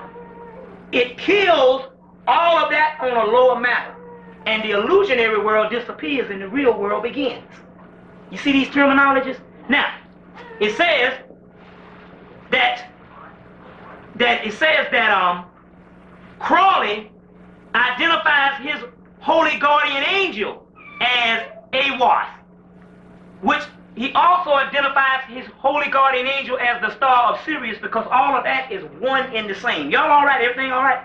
Okay, now, in the Book of Law, it reports that Egyptian god Hermachis, or Haramakit, which is Horus on the horizon, which symbolizes the number 19 that Sister Tanina Muhammad was talking about in the Nation of Islam, which is also called Allah on the both horizons, which is also talking about the black man and black woman on both horizons, because we understand that the Kaaba represents the first Adam. We also understand that the beast went into Mecca in the early 1900s and stole a piece of it. When they got it back to the lab, they found out that it breaks down to the same melanin, which is the Kaaba, that they go and worship. They're worshiping the black god. This is the Ka, and the inside soul is the Ba. If they say that Kaaba is both black stone, they mean that the soul is black also too, which is talking about melanin. That's why when they had alchemy and the doggone Moors of Spain had to go up and they had to create souls for the white man in alchemy, which the primordial part of alchemy, the end stage, is called the great works, which is melanin, which is a word in there called Negrito, which is talking about the dying stage, which is also talking about the Osiris, the dead Osiris that's laid dead in a mummy. And then he rises up as a butterfly. You can't rise up not unless you got the particular melanin. Haramakit is the name of Horus of the star. Hermachis is described by Aiwass of being beyond the present eon, and Sirius is behind the sun. Sirius is the sun behind the sun. Jesus or Jeheshua was also called Jesus of the flaming star. His primordial past was Haramakit, which means Horus of the star, the sun in Sirius, which is also represented as Jah, the sun in Sirius, which is also represented as Atan, which is the sun in Sirius, which is also represented as Medura-Atan, which is the sun in Sirius, which is also represented as Metatron, which is the sun in Sirius, which is also represented as Adani, which is the sun in Sirius, which is also represented as Melchizedek, which is the sun in Sirius, which is also represented as the crown and conquering Lord of Judah, which is the sun in Sirius, which is also this blue-black god, which is the Sphinx, that sit in the middle of the earth, which is on Mars, also in the exact circumference and head root is God, his planet is Mars, which is also called Melchizedek and Aiwass, who is at the head of this whole thing. These gods correspond. They are all one. They are not angels, they are gods. You understand? Everybody all right? Okay. The star of Horus is the star of Babylon, the sixth-ray star of the planet Saturn, or Set, that rules Aquarius in the 11th house of the zodiac. Aquarius is in the constellation of the influence of Horus, the sun, and reaches man during the present eon. Saturn, therefore, is the power behind Venus, as Sirius is the power behind the sun. These two great stars, Set and Horus, therefore symbolically are identical in a way that Venus is transcendent into Sirius in a celestial sense. Our sun goes around the sun every 365 days. Our sun goes around a greater sun called Sirius every 26,000 years, 26,000 years, which is called a great year, called the end of an eon, that they call the end of the world in the Bible. So now, Saturn is also a part of this, because Saturn is part, the planet Saturn, the breakdown of the planet Saturn, it is the black planet, and it is a planet of melanin, which they call Saturn in metaphysics the devil. They call it Satan, which is Saturn, the devil. There's a book I call Saturn, a new look at the old devil. And the breakdown of this in the Kabbalah is that of melanin. You see how they've been running these games on us? So you've been in a church hooping and hollering, putting down the devil who is on the inside of you. The white boy call it the devil because when he gets to that part, his pineal gland is calcified. So when he gets to that part, it's called his devil. This is stuff that's also metaphysically. The Bible is not only something that's talking about time events, it's talking about parts of the soul. You see what I'm saying? Which in the part of the soul that they call hell is melanin, and you got it. You understand? Everybody all right? Okay, now let's go on. Let's go on now. Boom, boom, boom. Let's see now. In the book of Thoth, which is the actual tarot deck, the tarot deck that you see them tarot cards came out of Egypt. They also correspond with the Holy Kabbalah, which correspond with the Bible. That tarot deck, they got a card and they call it the devil. And in the card called the devil, if you break down the tarot deck, is the devil is also Osiris, God of the perfect black, waiting to be risen up. That's talking about melanin also. Everybody got that? Okay, now let's go on. Now, Aiwass is a cosmic energy that is unseen, or a cosmic energy. What he is, not only is he a angel, these angels can throw their currents out, and their current is on the planet now. That's why on the beginning of the book, it's called the 93 current. And it got 93 and 418. 418 is the number of melanin, as the number of the great works. Now, let me go to some other things. I want to show you something. Remember I was talking about Blavatsky, right? And I told you that Blavatsky and Ledbetter, Blavatsky and Ledbetter, who were occultists of the Golden Dawn, right? Come to find out that the same thing that happened to me this weekend for putting this book up, this is what happened. According to the Theosophical Lodge in Chicago, the Theosophical Society is a society that was started by Madame Blavatsky, who gave you these books, the Isis Unveiled and the Secret Doctrines. Their lodge is still going. They got one of the Theosophical Society right down here on one of these streets over there by the Colony Square Hotel.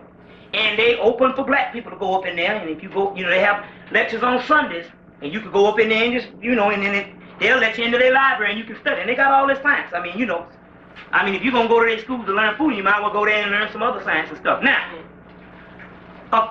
according to the Theosophical Lodge in Chicago, is composed of many people of Russian ancestry.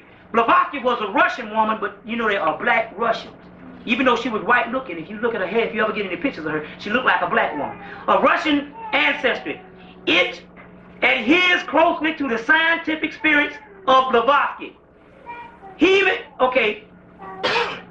person who's writing this maintains that therefore Blavatsky is the instrument of energies of Aiwass in the Russian vibration. that the Mahatmas, she says she got her knowledge from these Mahatmas. The Mahatmas, Maharia, is an agent of Aiwass for the theosophic, that the magic thought by Ledbetter was under the rule of Aiwass. Ledbetter was a slave of Aiwass, in the opinion of the connection that Crawley was also.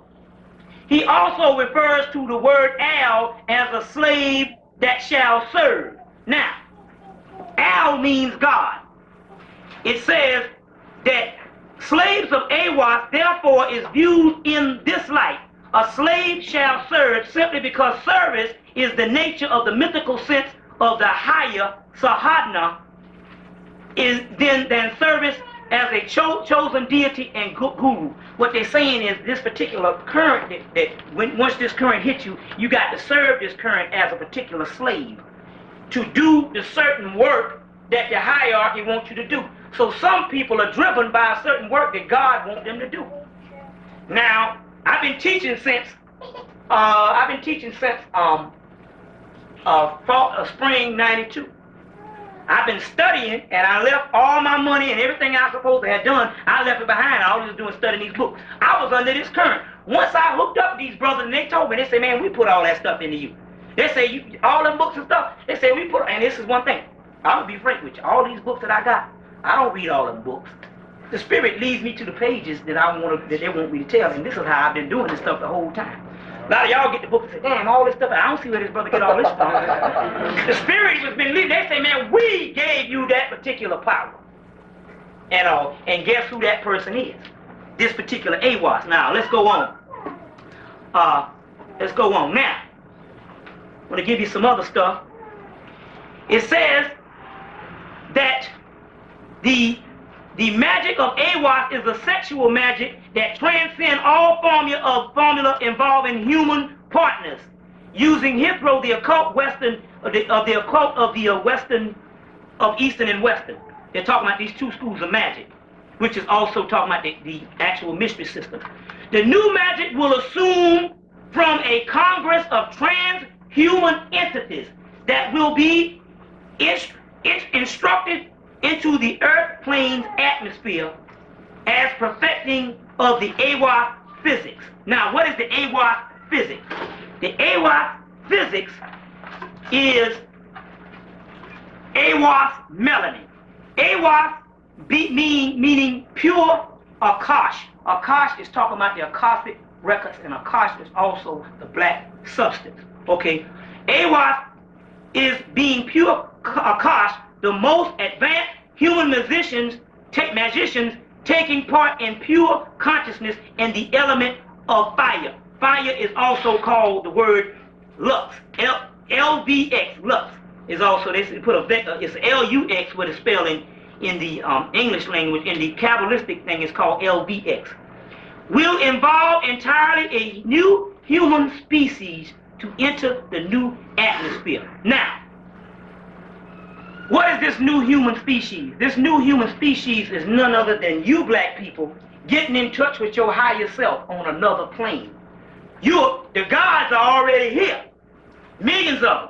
They're not coming from outer space. The outer space people are waiting on you. You are already here. It's just that you thinking you Sally Mae and Joe Jackson. You see what I'm saying? You have been fooled into thinking that this body is you. There's the real you lies inside, and it's lying dormant. It is dead. It is lying, the body of Osiris, ready to be resurrected. This is the true meaning of the resurrection story in all of your mythology. It's talking about you being resurrected from the dead and getting in touch with your holy guardian angel, your higher self. Y'all all right? Y'all bear with me so we can wind this stuff down. Now, it later will be charged with the stellar electronic particles that already have been existing and experimented by some advanced practitioners, by some other forms confused with UFOs. They are UFOs in a sense that they are unidentified, but beyond they have a connection with the gross etheric manifestations such as the experience at merely terrestrial levels of awareness. Such mundane UFOs from a bridge link with the species beyond the ethers lead towards Akash, even beyond the black egg in space. They're talking about these UFOs are controlled by melanin. You being a part of the extraterrestrial government and this particular stuff controlled by melanin. Okay? Now, we talk about the eon of MAAT, right? Now, we talk about the eon of MAAT. Let me go into some things right now to show you what's going on. The book of MAAT, there's a book called a Book of Mayan that the brothers and sisters on Sirius have, which is talking about the eon of MAAT. You put it together, it means Mayan, which is, MAAT is also talking about spaceships. Spaceships of MAAT. Now, I want to go into some things right now because I told you before that we were all the animals. If the animals got this power and they can do all these things, that means you got this power too. You can fly and you can do all these things too if you tapped into the actual science of what is going on. There's a guy got a book called Ritual, I think, from Africa, and he's talking about his people flying. That ain't nothing. Everything the animals can do, you can do too. If you exalt over them, once you rise, that melanin is called animal activism. And it says the animal activisms were the first forms of primal current of consciousness that preceded the extraterrestrial source. They were, in fact, the primal forms of the cosmic energies or gods. Their literal god forms and later assumptions they formed by men was magical means of contacting streams of consciousness which first penetrated the earth plane. Aiwass is this link considered through the impulse was transmitted the source of extraterrestrial consciousness. This Aiwass is the messenger of forces that's ruling the earth. Location of the sources of nature of those God forces is mysterious in Al. Al means God, and it means the nature in you, and Al also means the child, and the crown and conquering child, which is talking about melanin, and it's also saying that this particular extraterrestrial government all lies in the melanin. Y'all with me? Now, because let's wrap this stuff up, and so we can have a little bit of question and answer. I know it's hot and all, but this is when the stuff gets a little good, okay? Because I want to deal with some other stuff now. Y'all bear with me. Remember, now get my book and I'll explain that. I'm going to come out with an Aiwass 2 next week. And you can get some stuff too, because I got a lot of out-of-print material. But what I want to do is, I'm going to come up with these books so you can have it, and I'm going to take all this bull jabber to get all this Masonic stuff, and I'm going to chop it up and give you the actual science, okay? Y'all ready? The evidence that has been in previous chapters of the twin polarizes Aiwass transcended vividly by the generated conjunction of the word lux, which means light, consciousness, nox, which means darkness. You gotta take from the darkness you get the light. Okay, you ready?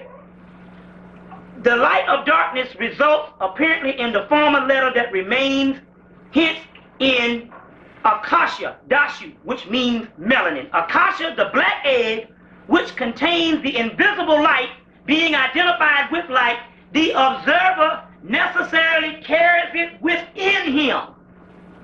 Talking about this black substance. And it is invisible light with darkness. That means you go through the darkness and it becomes up. Today it can be conceptualized as a ultimate black hole. Remember I talked about the actual melanin being black holes, which that book I told you through a universe darkly bears witness to it? The ultimate black hole. More than that, the formula is a number of Amen, the hidden God, which talking about melanin again, okay? And the word Sagala, attributed to the heavy metal of Sirius B, said to be the Sagala. The formula of Sigul is the number 333, positive Aiwass aspect of current. This Sirius B is a burnt-off star, right? That star is where the actual souls of our people, that energy, that return to the triple blackness of space, for that burnt-off star in Sirius B that goes around Sirius B every 50 to 60 years is none other than this triple blackness of space where the actual souls go to and come back, which is nothing but a composite of melanin, which in the core of all stars is melanin, right? Which Once you hit this, that halo comes over your head and you light up as a star. Every man and every woman is a star. So every star that you see up there, after you transcend from this particular earth plane and go through different classrooms in the universe, your last school, which you manifest as, is a star. Those stars up there are nothing but the souls of your parents and your ancestors. Sirius B and this particular ultimate black hole, Amen, the hidden God, which means the soul in melanin, is none other than that Sirius B, which is nothing but the core of a star, which is the soul of God. Which Melchizedek, you can get mad at your Melchizedek told me that I asked him where Master Farah Muhammad was. He said, now he is a star. He is a star. When he left this plane, he went back into a star. That's what they said in the universe. That's exactly what they said. Now, so y'all can deal with that or whatever you want to do. But that's the kind of stuff that's going on. Now, I want to get into this Kaaba in Mecca. Okay? I want to get into this Kaaba in Mecca because I want to show you some things that's going on. I told you that the Kaaba was, in fact, and I'm going to read all this stuff and I'm going to go into some things that's happening on our earth plane on what this stuff is connected with us. That's why I got to get through the preliminary and all the scientific stuff. So y'all bear with me. Let's go to this Kaaba. Okay, you ready? Mm-hmm. Now, the Kaaba is the current of Sut, are the old ones. The old ones are the first people who came on this planet and seeded this planet, which they say that the Kaaba is the first Adam, right? The black Adam, the black mud, whose vehicle on earth, who is the vehicle on earth. Okay, now, that's what the Kaaba is. Now, it says that the establishment of the Kaaba at a clerk house all must be done well with the business way. The Kaaba is equals the number 25 of the star ruby, which is the star, sacred star Tanut, which is nothing but a star, which is Sirius. The star in invocation is the pentagram that you see. Is the pentagram of the source of Al. Al means God. The Kaaba is a form of the Egyptian Keba, Queba. The great mother is one also ancient, also the ancient one. Further indication, the Kaaba here indicates the power zone of the great old one, hence the stellar reference. The great old ones are the actual brothers and sisters who was the gods that before they fell, they were called the great old ones. And they came from the star Sirius.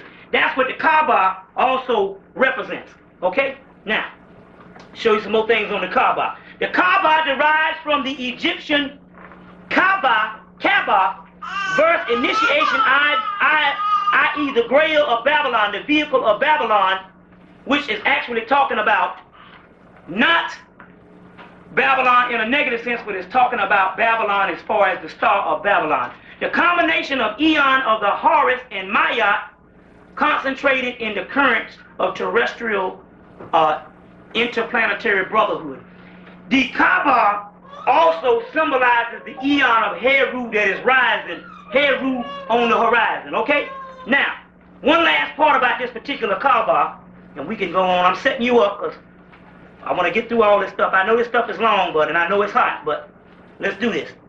Aiwass, the angel Aiwass, or the god Aiwass complex, is the number 93, the 93 current. It's on the beginning of the book. Happens to be the number of the Kaaba. The Kaaba is the black stone, the sixth stone related to Aiwass, the door of the mob zone. The mob zone is nothing but dark on the tree of life, which is melanin. Okay? Okay, y'all with me? All right. In the connection with the Persian hint, the symbol of the Holy Grail and the sixth star, 333, the eons of the God, is the magical current of the number 418. The number 418 is also melanin. So Aiwass' symbol is none other than the Kaaba. Okay? Now, in 1947, Aleister Crowley died. Who got this stuff? When he dies, what happens when he dies? all these doggone UFOs start coming into the actual earth plane. And they come into the earth plane, and since then they have been picking up 30,000 aliens per month, 30,000 white people per month. And if you go see the movie Fire in the Sky, which was a true event, if you look on them ships, you will see that it wasn't no pretty thing that was going on with this particular spaceships that was going on. Now, a last key, then I'm going to go into some things that happened to me, and so we can wrap this stuff up. And that is this number 12. You see, last week, about 2 weeks ago, the gods came to me, and they told me to take the number 3, 9, and 12, Melchizedek, and say, play with those numbers. Well, we know that the 12 tribe of Israel is 12 stars on all Elijah Muhammad head.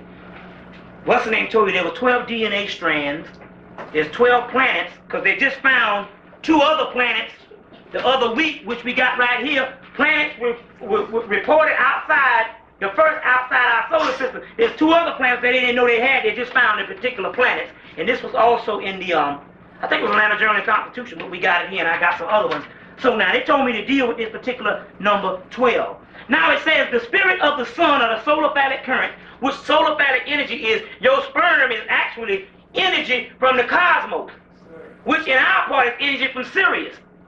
Now we say that we created this white boy, but we say that also we channel all kind of energy. There was another planet called the 12th planet that blew up called Maldek, because the people on there did some messed up stuff. And when we started making this white boy, we channeled his energy, and some of those Maldekians are here in white people. Or, as they say, we are some of them Maldekian people too, as say, because now we coming up, we got black devils among us also too. So now, this stuff comes into the earth plane through the semen and given to this woman who gives birth to this particular stuff based on this solar phallic energy. Now, it said the spirit of the sun is the solar phallic current is now merged with Aiwass, the triple blue black angel. That means that the sperm that is coming out of you is coming from the brothers and sisters straight from Sirius that are the gods. That's why they say that these new babies are straight up psychic gods. And if you don't kill them off, they will kill them. You see. They are psychic gods. So don't treat them, and they are older than the parents that they come to. So don't treat them at a certain time. Yeah, you got to nurture them as a baby, but you got to set them up in situations so they can go and grow into their godhood. You see. And one way is to get them from around this beast, because he already know what's going on, and that's why I don't take none of them to no doctor. You see what I'm saying? If God can't handle it through the spiritual earth, then send him on back to the Creator. But don't take it to no gods, because that's just totally messed up, and you will create karma because of that also too. Now, it says that this solar phallic energy spirit of Aiwass has come closer to the earth than ever before, so that he might be able to influence us with his thoughts. He says there are 12 people who are to be the guardians of the new conscious. These 12 people, all of them are known to work with him in other places like Atlantis and Lemuria. Aiwass was on the scene. Now they say they got 12 guardians. Some of them already know who they are. Some of them are to be enthroned. They have worked with Aiwass in Atlantis, in Lemuria, and they are here to set up time as this extraterrestrial government. Now you are the gods too. It's just that you got a few people that's gonna be in place to jumpstart other niggas' brains. So it's not that you no different than Aiwass. You are the Elohims. It's just that he's coming to help you out. You understand what I'm saying? He's just the pilot of the ship. You understand? It's no different. These particular 12 guardians that's on the plane, on the plane that's going on right now. Now, what happened was I was in New York in October. I had been buying off all this stuff and buying things and being directed to buy certain books, some books I couldn't even read, and you get out of print books that I couldn't even read.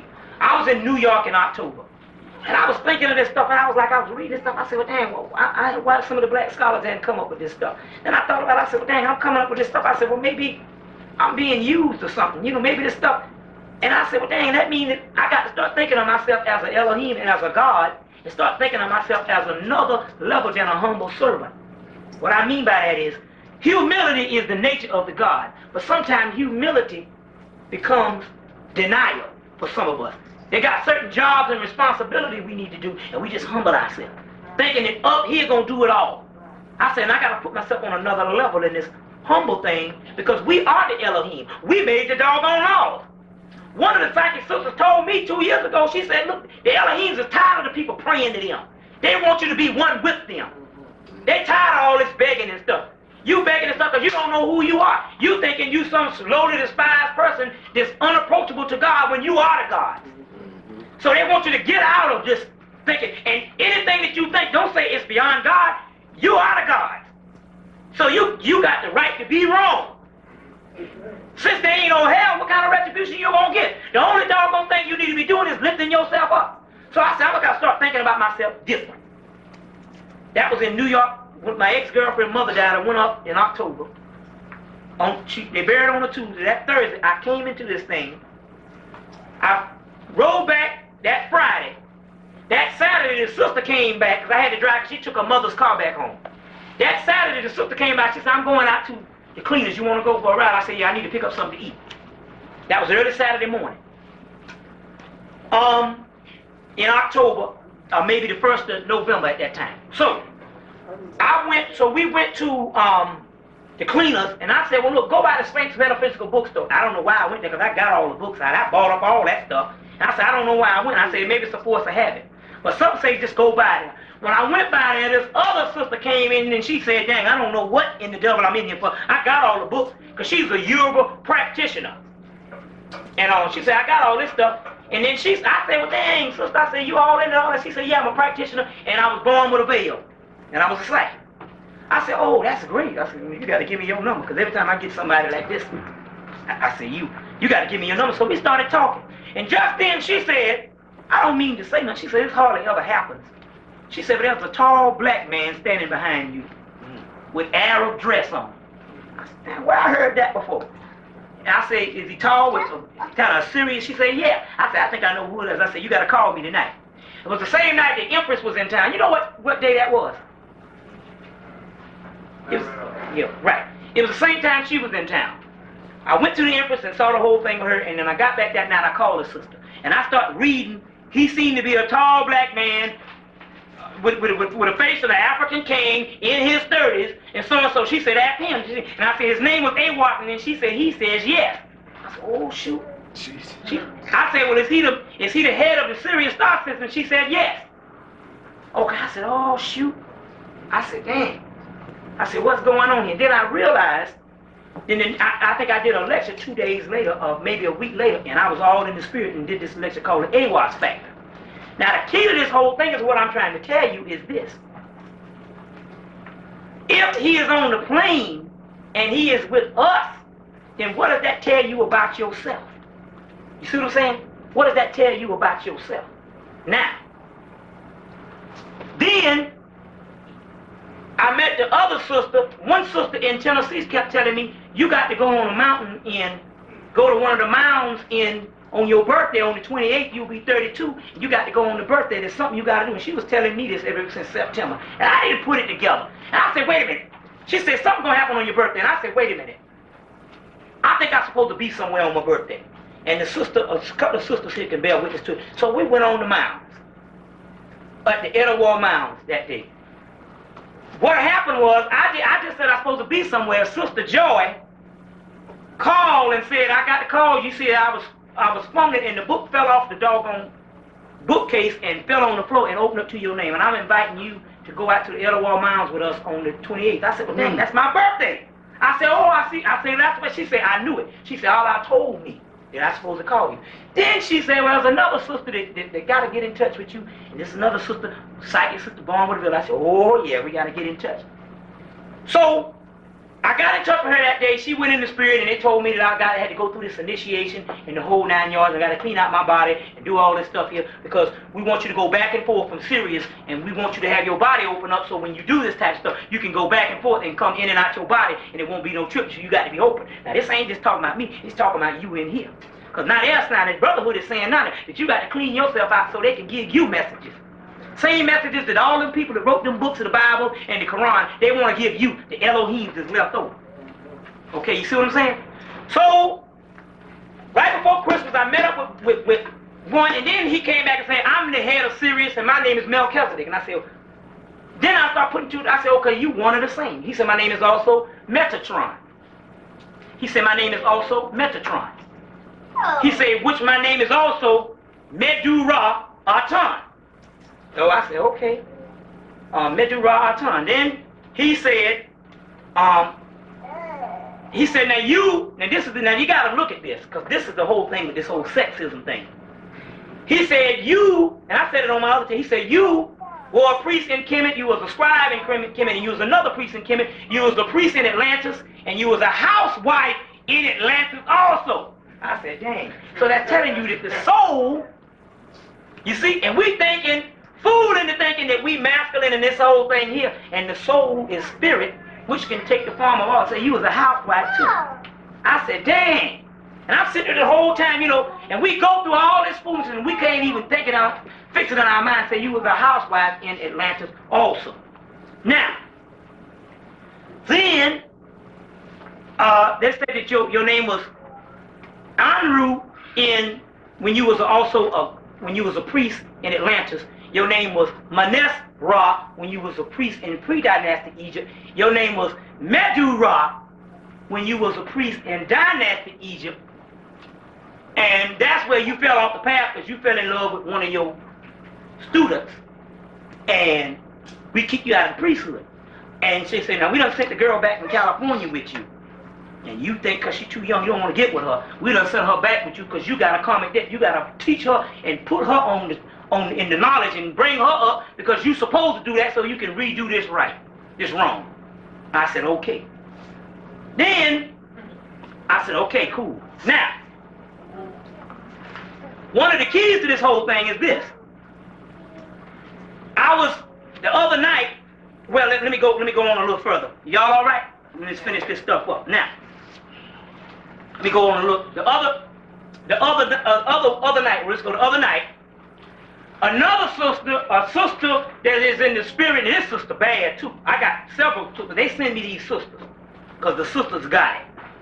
Now, I'm just a humble baby trying to be lifted up, but Osiris lifted himself up through the woman. So they say, now, we send you the actual mate that you with, you're supposed to get with your mate, and you're supposed to hug your mate, because your mate is the spiritual half that lift the male up while you in this vessel. So you're supposed to come in contact. That's why the whole thing with the sex tantra or the whole 9 yards, and not necessarily even intercourse, that's a part too, if you know how to do it right. But they're just talking about bonding together. And they say it lifts you up. And then they say, well, her name is Mentu Sibara. And she was a priest of Sekhmet before she was kicked out. And they say she is to ride the raft of heaven. I say, okay, ride the raft of heaven. All right. Then, and the Spirit telling me, right, I think the Spirit is telling me to go ahead with this, so I'm going to go with it. I'll be chastised otherwise. I'm going to tell you this stuff that went on. So she said, he is to ride the raft of heaven. And they say, she sits beside Osiris and lift him up. I say, so, she's a form of Sekhmet. Said, yes. Okay. It goes on to the point where now this is the sister that I'm with. All right. It goes back to me, and it says that you was also in Yemen, and you was also in Yemen, and you was also in Arabia in time of Muhammad and the whole time. But you was a Sufi master. That's when you got back on the path. You was a Sufi master. Now they say you came back now to do what you're doing, and you're not doing what you're doing because you chose to do this before you left the airplane the last time. So you merely doing what you're supposed to do. It's your duty. They say, now, if you fall off the path, you will perish. And if the sister fall off the path, she will perish. And they also saying this, now I'm setting this thing up to tell you something about you. So they're saying, once you know the responsibility of who you are, if all of y'all fall off the path, you through. Because the ones who don't know, they cannot be chastised. But those who do know, you are to be wholly accountable. For whom much is given, much is required. Okay? much is required. Now I'm going to tell you some other things, but I'm not going to tell you this. I'm going to tell you some other things about me, to tell you some things about me, and I'm going to tell you this for one reason. This is a signal to all black people. Number one, I ain't starting no organization. And number two, I don't want nobody to follow me. I couldn't give a damn about none of y'all, because I'm going to try to do what I got to do. So don't come to me about no God form, because the whole key is, when I'm going to tell you a few things about me, and if we looking at we all the same people in the same room, that means it's got to tell us something about us too. That means it ain't nothing. It's got to tell us something about us. So I'm going to go into this science to tell you something about you. Now I did 2 videos last 2 times, and I talked about these type of things that were supposed to rise up. Go back and get the videos and put this video together. I ain't got nothing to do with this. Nothing at all. I didn't know nothing about it. I'm just tell you straight up what they told me. And what they're telling me is something about you. Because they also named 2 or 3 people. They said one of your sisters that's with you is the sister Maya, is the goddess Maya incarnated. The sister that's with you is the goddess Sekhmet that's incarnated. Now they telling me, they didn't just say me, they're telling me about different people. Now all you got to do is tap in and find out who you are, because all of you, all others, we're all one, and all of you, all of those gods. That's the key what I'm trying to tell you all. Y'all cannot, you are those particular gods. Okay, now, I said, well, I started backtracking again. When I was given a certain information, they said, we can't give you that much information. They said, because you got to start feeling about yourself a little better.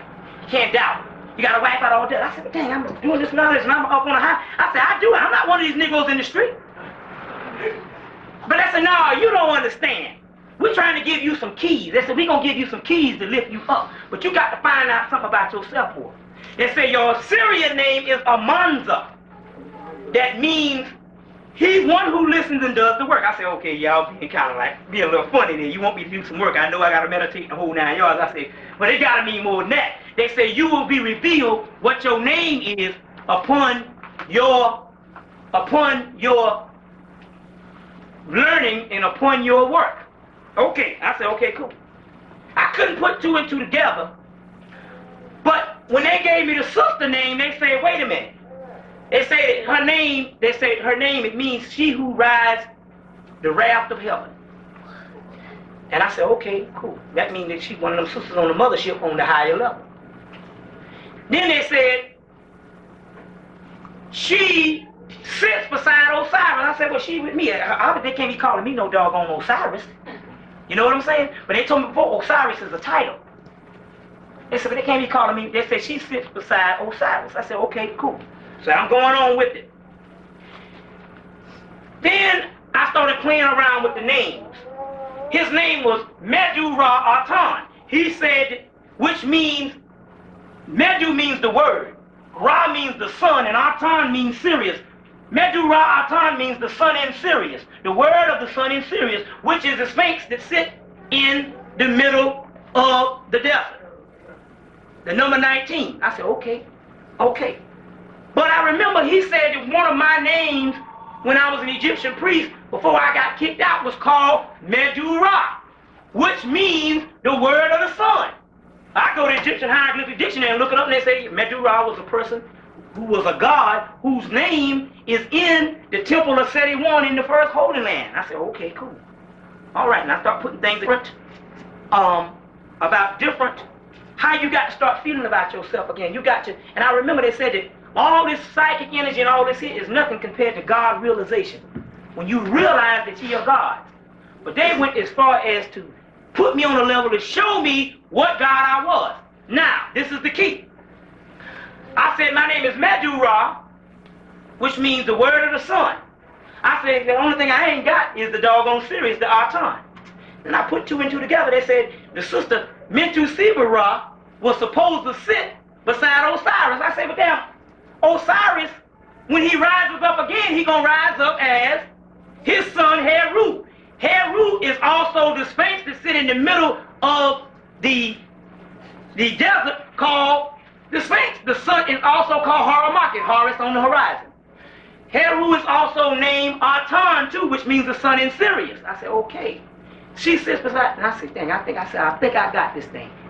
And I ran outside and I looked outside. Now they told me, they said, you got 4 spaceships that sit out around. You got 4 of them. Not just for you. But all the people that you come in contact with that know you to get in the frequency, they for them too, because they the gods. They say this brother right here got his own ship. They say all of us exist on realms and we the extraterrestrial government that they talking about, and we got our own ships. I said, okay. They gave me, and I went behind the house and I saw one bright one show up, and then after that, they got so many over there now that I can't even count them. So now I called back, and I say, man, do all the time. I say, well, if my highest self, am I a form of Melchizedek? And they say, yeah. I say, well, then you told me that my name was Amanza. What does that mean now? And then they say, it is Heru. They say, I say, okay, cool. I say, I'm getting somewhere now. They say, work with the number 9, 3, and 12. We look, and in this book I got called a Kabbalistic Dictionary, I looked, and 3 times 9 is the number 27, and right there on the line, it had the word Mentu, which is a sister, Mentu Sibera, and the word Heru on the number 27. I said that. We looked up our names as we looked up our names both together, because Sekhmet is also a form of the Sphinx. When we looked up our names as far as the numerology, it added up to the number 19. I said, okay, cool. The number 19. All right. I called back Melchizedek. The last thing was the number 12. I was looking in the book, and the book fell open about these 12 people that's supposed to be rulers of consciousness. The sister right here can bear witness, because I didn't understand, but when we went to the mounds, the sister started channeling. It said that they had chosen me to work with the people. So the book followed on the 12, and it says the 12 rulers of consciousness.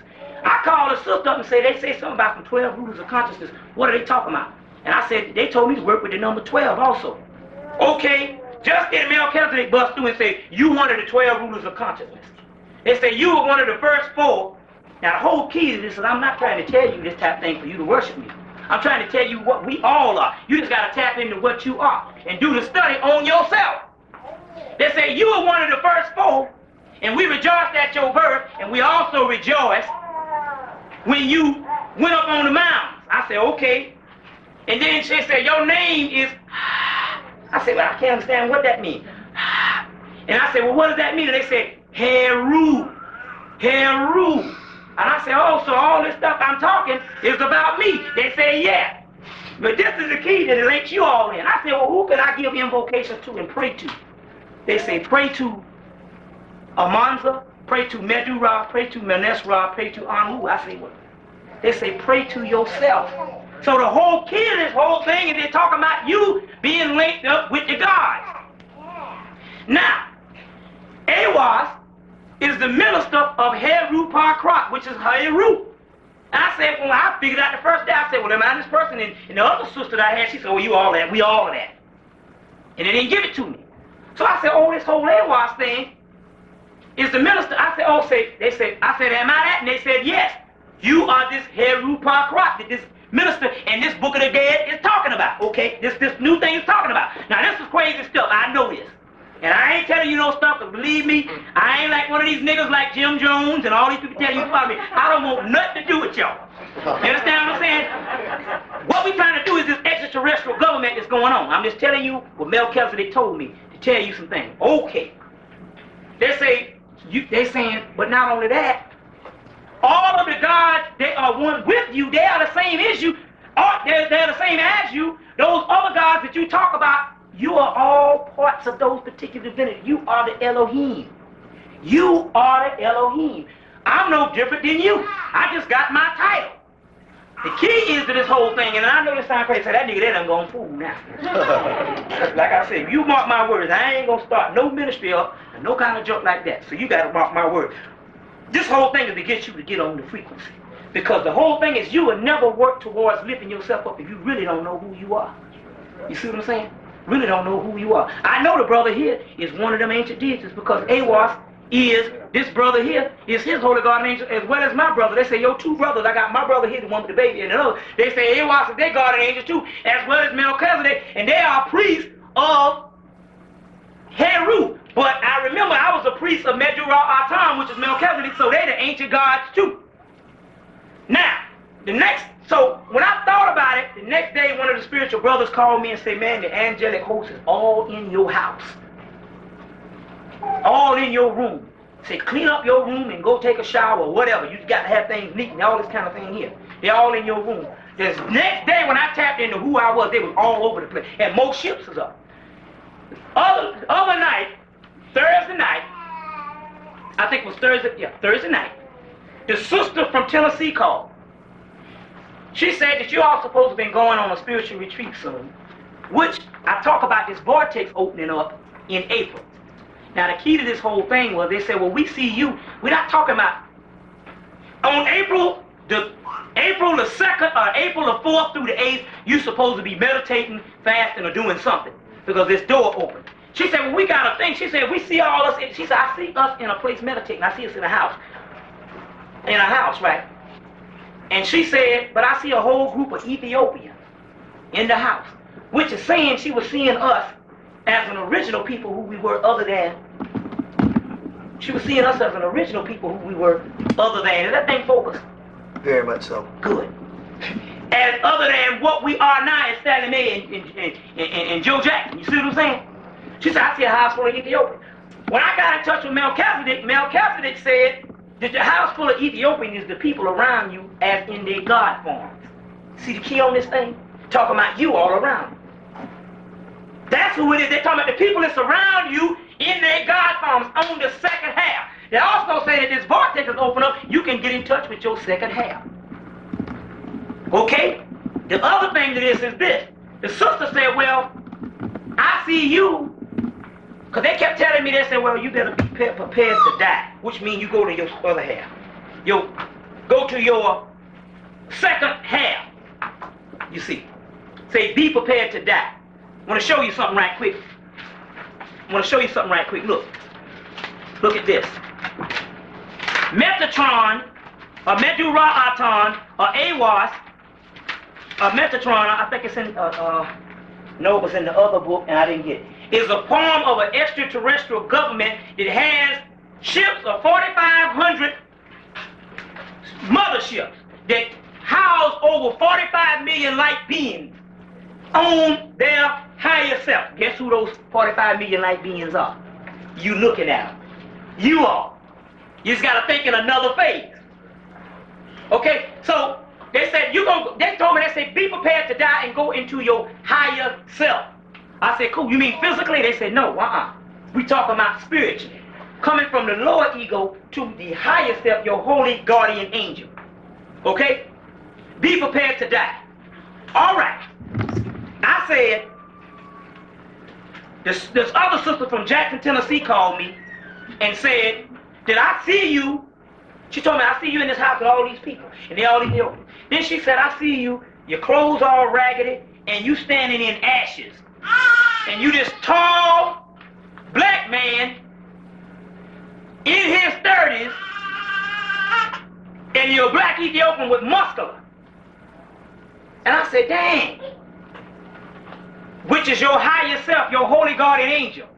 Which the minister of Harpar is number 418, and the number 418 is also not only the number of Aiwass, but it's also the number of Heru Parkra. They both are one and the same, which is also the number of Raha Kahuti. So they say, I see you in your with tall thing, and I see these ashes, and I see you running down this hallway of this metal that is not made of what this earth is made of, stuff on this earth. And she said, she said, but I also see you as you are now in this big ball that's around you. And it's shooting out energy, but you ain't aware of the energy. This big silver ball. Okay, but I get in touch with Melchizedek. He said, number one, that the people in the house was the actual gods, which all of you are. Now you got to take responsibility to get into your higher self. Because you gods. We all are gods, right? Then they said, the person that you saw, the Ethiopian type, the tall, dark man, was your higher self. I said, okay, cool. Now I ain't never, you took all my videos, I ain't never talked no stuff like this before. I'm just telling you what's straight up, I'm reporting it. You know what I'm saying? But our people are the ones condemn certain things. Well, condemn your own self because they talking about you too. You see what I'm saying? They talking about you too. Now if you don't accept responsibility of who you are, because the extraterrestrial government is here and you can't get killed. You see what I'm saying? If you hooked up with this, you with protection. They got enough 40 to 60 million Negroes to torment and to mess with a few Negroes in this room. That's right. See what I'm saying? Why go after the people that can start the battle today? They got enough niggas to torment, so they ain't worried about that. The white man already know what time it is. Okay. They said that person was you. I said, well, what was this big ball over me? They were talking about, they say that is 2 big motherships that's with you right now. And the motherships that you see is the ships off of the motherships, and they with you right now. His brother here already done saw his mothership, and he was on the ship by himself. That means that he gonna pick up passengers of all these other people. Because remember, Horus is supposed to pick up the souls of the people, which is also talking about us, and us being that extraterrestrial government that will be here in 1995. Remember the book I told you, Dolphins, under telepathy and underwater birthing, that the dolphins have the same mind as the actual humans, by Timothy Wiley? And on the page, on one of the pages, they give you the actual prophecies of the people of the South Pacific, where it tells you the time of 1994. It tells you the time, the year. 1994, total balance and harmony will be on the earth. We know that the time continuum is up from 1914 to 1994 or 1904. We know that the time continuum is up. We know that the total balance on the earth, we know, is going to happen within this year. They're going to wipe off all cancer. Then it says, 1995, a new race of fourth-dimensional humans will design a new reality. This is the spiritual Congress. The star people will be acknowledged. The design of a new human race comes from Sirius through lots of difficulties. That's talking about you that's already here. The light bringers are already here. See what I'm saying? So, they say you got 2 motherships, and the ships around you are the ships off of those particular ships. Now, got into some other things, because I want to end this thing with one thing. And I want to show you this right now. Look at this, to let you know that your religion has been bull-jiving you the whole time about this hell thing. Look at this. I want to show you something right now. It says, it was Heru who was sent fire into the place of destruction and was the god of the furnace. This is the solar fire that the theologians have construed with the fires of hell. The origin lies in the scorching heat of the African sun. There is at least 56 different languages in Africa, and every one of them, the word fire is the same as hell. In Africa, the heavens was looked upon as hell. Did you get that? Hell fire. And in one instance was called the heavenly ashes, because the intense heat of Africa, even today the heavens are termed the fiery furnace.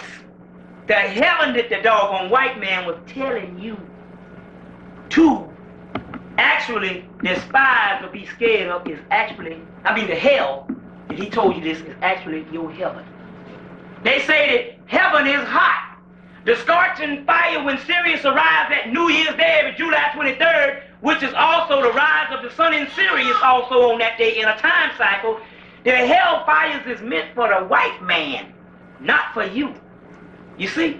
The heaven is hot, and the Heru, who is the doggone Messiah, he is the Messiah of hell.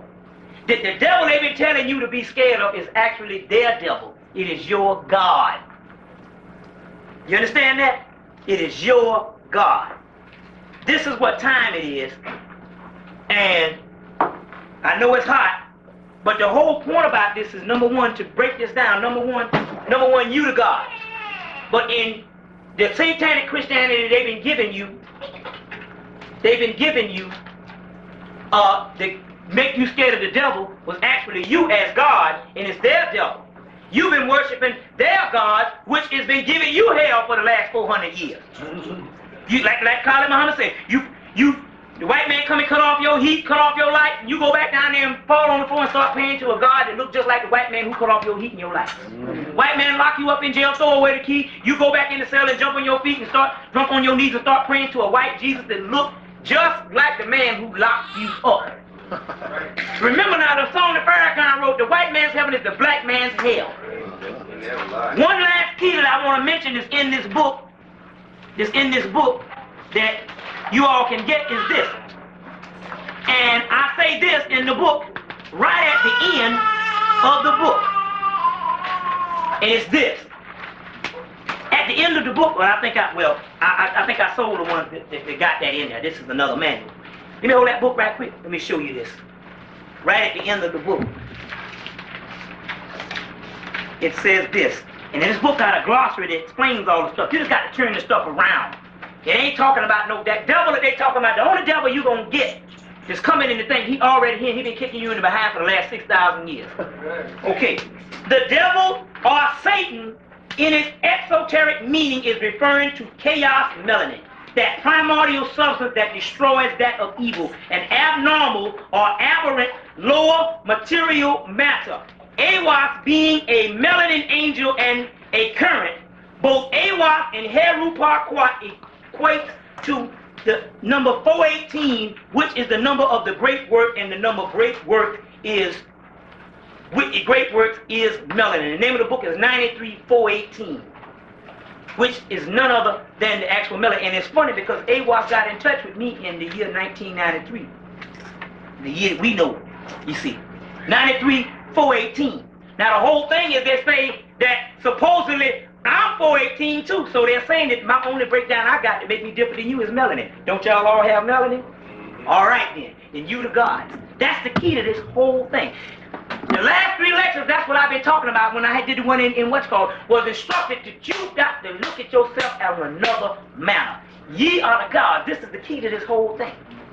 You can't look nowhere but inside yourself and look to nothing outside of yourself to liberate. The spiritual congress that they're talking about that will be here is already here. They're waiting on you. As a man and woman thinketh in his heart, so is he or she. You understand? So this is the conclusion. I think we'll end this. I say, Hotep brothers and sisters, and if anybody want to stay around and say some question and answer, we can do that. All right. When the sister and I went up to the mounds, the crackers called the sister and told her at the Aiwass mounds, don't come back up there because they was going to throw her in jail. They got a law out against us doing the ceremonies on the mounds, and these different mounds, which are nothing but pyramids that our ancient people did. The reason why they did that because they understood when we went up there, the angelic host, the Native American and the African host came and was talking to us and said it was pleased. So this is the reason why they got a law out of that stuff here in the Aiwass mounds in Georgia. So that's what happened and all. What's that, brother? This Stone Mountain, man. Stone Mountain, what's the deal? Let me tell you the deal on Stone Mountain. Brother old Tim ran up against a Rosicrucian. He had the Eye of Horus on his ring. The man said, oh, you into that? He said, well, check this out. He said, you know Stone Mountain? He said, yeah. Well, he said, well, let me tell you about Stone Mountain. He said, you know the capstone on the Great Pyramid that they took off is now, I think it's in one of the museums. I think it might be in the Cairo Museum. I think it's in Britain. I don't know. English in the British one? Okay. Okay, the capstone was either one of the places, or either the Louvre. They said that the capstone, that black granite, that capstone, which you know the pyramids was white limestone, and when and which was white limestone that the Indians that the Arabs took off and built a mosque with. Yet Peter Tompkins, Secrets of the Great Pyramid, to talk about the capstone and both in his book, Secrets of the. He said that capstone, which the sun used to hit, and it used to beam up like a light. That's why I say go back and get the Earth, Wind, and Fire cover, all in all, because they got the white pyramid and the actual star beaming on top. The Earth, Wind, and Fire was on it. It was on point. It was on point. Everything they did was on point. And the new album Millennium is pretty good too. Yeah. Now, he said that the granite to the capstone on the pyramid in Kemet can only be found one place in the world. Stone Mountain, Georgia. So why? Because the Klan be doing their setup there. Yeah, but the Klan already know what time it is. They Masons. No key Masons. Key Satans. That can only be found in one place, Stone Mountain, Georgia. So how can we? That's a pyramid. It ain't no mountain. So when this energy comes down, because they ain't letting nobody up there now. Niggas can only go so far up the Stone Mountain, and then you ask, excuse me, then that's it. You know, because the Klan be up there working their Well, thing. you can go on. We've been on there. You can go up on that mountain. We went up on this and did a ceremony Last year. I heard a brother that was up there doing some studies with this crystal energy, and he was up there doing some things, and some crackers came and ran him off. Well, it depends on what you're doing. Like I said, the Aiwass Mountains, we did a little ceremony up there. They didn't do nothing. Right. Because that's a big public part. But like crystal energy, that's a whole nother thing. They know that Stone Mountain is a vortex. So, you know, only any day, or any days you want to, between the 4th through the 8th, some say the 2nd through the 8th, you need to go to Stone Mountain, because I know Aiwass, they don't want you to go up there and do no ritual. But go to Stone Mountain and farm you a little circle, even if you got to go by yourself and meditate on that mountain and get that doggone juice. They know you're coming, so that means that's a cosmic lift up for you. So that's what's up. Okay, any questions? Any other questions? That's it, y'all. What's up with black media? You said, what? Well, the people in Emory, there's some white people out in Emory, supposedly is using psychic warfare. They were doing it on Florence Jackson, and they also supposed to trying to do some stuff with black media, but you know what I'm saying. The force be with some people, you see. The force be with some people. I mean, Florence Jackson, now I'm telling you, Florence Jackson was up there begging. Now, I think they got on the frequency now because they had heritage yesterday. But at one time, they was up there begging to give them some money to pay their taxes, when they know damn well the research say you don't supposed to pay no taxes. That's right. So now, if you're going to get knowledge, you're going to have to use it. Be responsible for it. Don't get the knowledge and know some doggone thing, and then when the white man put the heat to your behind, you go and do his thing. Oh, that's bad karma. You see what I'm saying? With this is much responsibility. You see what I'm saying? That's bad karma. That is bad karma. Now, I'm going to tell you another thing, too. They got on me Friday night and said, man, you got to do more meditation and you got to do more to lift yourself up. At times that when you have recreation, that's got to turn into times through the diet and meditation. You see what I'm saying? You got to do that and all, especially the doggone diet. That's what I was told today. The diet is key. You got to get, I love cheese, but I had to get off the dairy products. I had to get off all the bull jive. You see what I'm saying? Natural sweets only. You know, and I had to do some things. I mean, now you can't you got to play some, you know, because everything is processed at a weight, even though the organic. So you got to play, you can't be so much a fanatic with it, but the whole thing is you got to be conscious of it. You see what I'm saying? But you know no meat. Ain't nothing coming off no high frequency. Because the reason why, when we did the last thing and we meditated over at my brother's house, Melchizedek came and said, half the people in this room is imposters. Say because you all clogged up with the actual,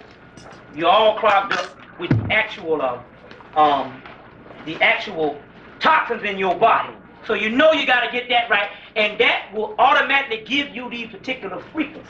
Like they say, now what's the name, like Deborah Blair said, coming in June, the sun gonna be killing white people, but it's gonna be helping you. Like you won't even be able to sleep for 2 or 3 days because it's that much rays is close, but it's also that Aiwass current that is on the planet. That solar thallic energy from the sun. You see. So this is the kind of stuff that's going on. You see what I'm saying? We the gods, and we gotta get to the godhood. Right now, there's 2 kind of things going on. There's 2 ascensions. The ones that's following, they're gonna link up with a follower that's gonna take them under subterranean worlds. The ones that know their God, they're gonna get on a ship. You know, the ones that's following, there's gonna be a certain time they're gonna link up with the right follower. It's gonna take them to the subterranean world. This brother Solomon said he's the one. The ones that's God, they're gonna link up with a ship that's gonna take them in space. A Deborah Blair says an alternative planet might be Sirius or whatever. You see, it depends on who can make the grades or whatever. But the whole point is they got a project evacuation of this planet to clean it up. That's right. So there's a place for the followers, but you, the Elohim, you got work to do. So you see what I'm saying? Now, you know, the meditation ain't seen as something negative. It's seen as something that you can talk to God and lift yourself up. And the current comes to you and you get juice. So that's like going to the supermarket. Each time you meditate, you go into the supermarket and you pulling in cosmic energy that's regenerating your cells and turning you to the godhood. So that's just like going and getting that brew, but in a spiritual sense. You're realigning yourself. Right. Realigning yourself, as they say. You see, you must realign yourself with the cosmic rays that we are sending to you. Now, I've been bull jiving around because they got the ships be coming there all the time, and sometimes I be missing the doggone energy. They be shooting things and all, and sometimes I catch it. You see what I'm saying? And missing the energy, but the current is there. That night when I got down there, that night the current came, And I'm glad because I've been in the spirit ever since. And the spirit ever since. So that's what type of things it is. What's that, brother? Keith and I want to present this to you for coming to Hotel, speaking of this. Hey, brother, that's great. And see, this is also the zodiac agenda, which I always teach from too. So this gonna look good in my project house. Yeah, this joking. This is gonna look real good on my wall, and it's gonna add me some more heat too. Cause it's gonna really get this. This is really gonna put me on some things, That can go with the other one, with the guy pulling the sled. Yeah, you're right. This is straight. This is straight. Any other questions? Yeah, what's that? Yeah, also we gotta realize we're operating on borrowed time. There is no more time. No more time. There is no more. That's it. They said that the time is up. The energy shifts to 25th also. 25th, like the sister was April. Also, the spring equinox that starts on March 21st. It's gonna be some times. But man, by the time the summer rolls around, stuff gonna be booming. You was commenting how you can, things will be coming to you real easy because they trying to throw you. I mean, you can see now you can go get a credit card. You can be a bum off the street. Go get a credit card. Right. Go get a car. That's right. Have the worst credit history, no cash, no job. Right. We'll hook you up. Don't live for tomorrow, live for right now. That's what the key is right now. I gotta go into my godhood and accept what they're gonna give me. You know what I'm saying? And you gotta do the same thing. Cause you all the Elohim. So that's what time it is. So is that all? Yeah. You said that the Elohim or the brothers have taken up 30,000 classes a month. Why ain't on the newspapers saying that we missing 30,000 white folks today? It is. It's on TV.